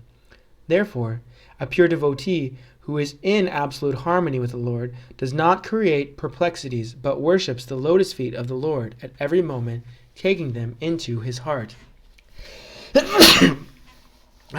By strength of scientific knowledge, one should be well situated in absolute realization and thus be able to extinguish all material desires. One should then give up the material body by blocking the air hole through which stool is evacuated with the heel of one's foot, and by lifting the life air from one place to another in the 6 primary places. The meditative devotee should slowly push up the life air from his navel to the heart, and from there to the chest, and from there to the root of the palate. He should search out the proper places with intelligence. Therefore, the bhakti yogi should push the life air between his eyebrows, and then, blocking the 7 outlets of the air, he should maintain his aim for going back home, back to Godhead. If he is completely free from all desires for material enjoyment, he should then reach the cerebral hole and giving up his material connections, having gone to the Supreme. However, O king, if a yogi maintains a desire for improved material enjoyments, like transference to the topmost planet, Brahmaloka, or achievement of the eightfold perfections, travel in outer space with the Vihayasas, or a situation in one of the millions of planets, then he has to take away with him the materially molded mind and senses. The transcendentalists are concerned with the spiritual body. As such, by the strength of their devotional service, austerities, mystic power, and transcendental knowledge, their movements are unrestricted. With and beyond the material worlds, the fruitive workers or the gross materialists can never move in such an unrestricted manner. O king, when such a mystic passes over the Milky Way by illuminating Sushumna to reach the highest planet, Brahmaloka, he first goes to Vaishvanara, the planet of the deity of fire, where he becomes completely cleansed of all contaminations, and thereafter he still goes higher to the circle of Shishumara to relate with Lord Hari, the personality of Godhead. This Shishumara is the pivot point of the turning of the complete universe, and it is called the navel of Vishnu, Garbhodakashaya Vishnu. The yogi alone goes beyond this circle to the Shushumara and attains the planet of Maharloka, where purified saints like Bhrigu enjoy a duration of life 4,300,000,000 solar years. This planet is worshipable even for the saints who are transcendentally situated. At the time of the final devastation of the complete universe, at the end of the duration of Brahma's life, a flame of fire emanates from the mouth of Ananta, from the bottom of the universe. The yogi sees all the planets of the universe burning to ashes, and thus he leaves for Satyaloka by aeroplanes used by the great purified souls. The duration of life in Satyaloka is calculated to be 15,400,000,000,000 years. In that planet of Satyaloka, there is neither bereavement, nor old age, nor death. There is no pain of any kind, and therefore there are no anxieties, save that sometimes due to consciousness there is a feeling of compassion for those unaware of the process of devotional service who are subjected to unsurpassable miseries in the material world. After reaching Satyaloka, the devotee is specifically able to be incorporated fearlessly by the subtle body of an identity similar to that of the gross body, and one after another he gradually attains stages of existence from earthly to watery, fiery, glowing, and airy until he reaches the ethereal stage. The devotee thus surpasses the subtle objects of different senses like aroma by smelling, the palate by tasting, visions by seeing, forms, touching and contacting, the vibrations of the ear by ethereal identification, and the sense organs by material activities. The devotee, thus surpassing the gross and the subtle forms of coverings, enters the plane of egoism, and in that status he merges the material modes of nature, ignorance and passion. In this point of neutralization, and thus reaches egoism in goodness. After this, all egoism is merged in the Mahat Tattva, and he comes to the point of pure self-realization. Only the purified soul can attain the perfection of associating with the personality of Godhead in complete bliss and satisfaction in his constitutional state. Whoever is able to renovate such devotional perfection is never again attached by this material world, and he never returns. Your Majesty, Maharaj Parikshit, now that all I have described in reply to your proper inquiry is just according to the version of the Vedas, and it is eternal truth. This was described personally by Lord Krishna unto Brahma, with whom the Lord was satisfied upon being properly worshipped. For those who are wandering in the material universe, there is no more auspicious means of deliverance than what is aimed at in the direct devotional service of Lord Krishna. The great personality of Brahma, with great attention and concentration of the mind, studied the Vedas 3 times, and after scrutinizingly examined them, he ascertained that attraction for the Supreme Personality of Godhead, Sri Krishna, is the highest perfection of religion. The personality of Godhead, Lord Sri Krishna, is in every living being along with the individual soul, and this fact is perceived and hypothesized in our acts of seeing and taking help from the intelligence. O King, it is therefore essential that every human being hear about, glorify, and remember the Supreme Lord, the personality of Godhead, always and everywhere. Those who drink through oral reception, fully filled with the nectarian messages of Lord Krishna, the beloved of the devotees, purify the polluted aim of life, known as material enjoyment, and thus go back to Godhead, to the lotus feet of Him, the personality of Godhead. Thus end chapter 2 of Canto 2, The Lord in the Heart. Thank you for listening, and we will return in a few hours to continue our fantastic reading of the Srimad Bhagavatam. Thank you very much.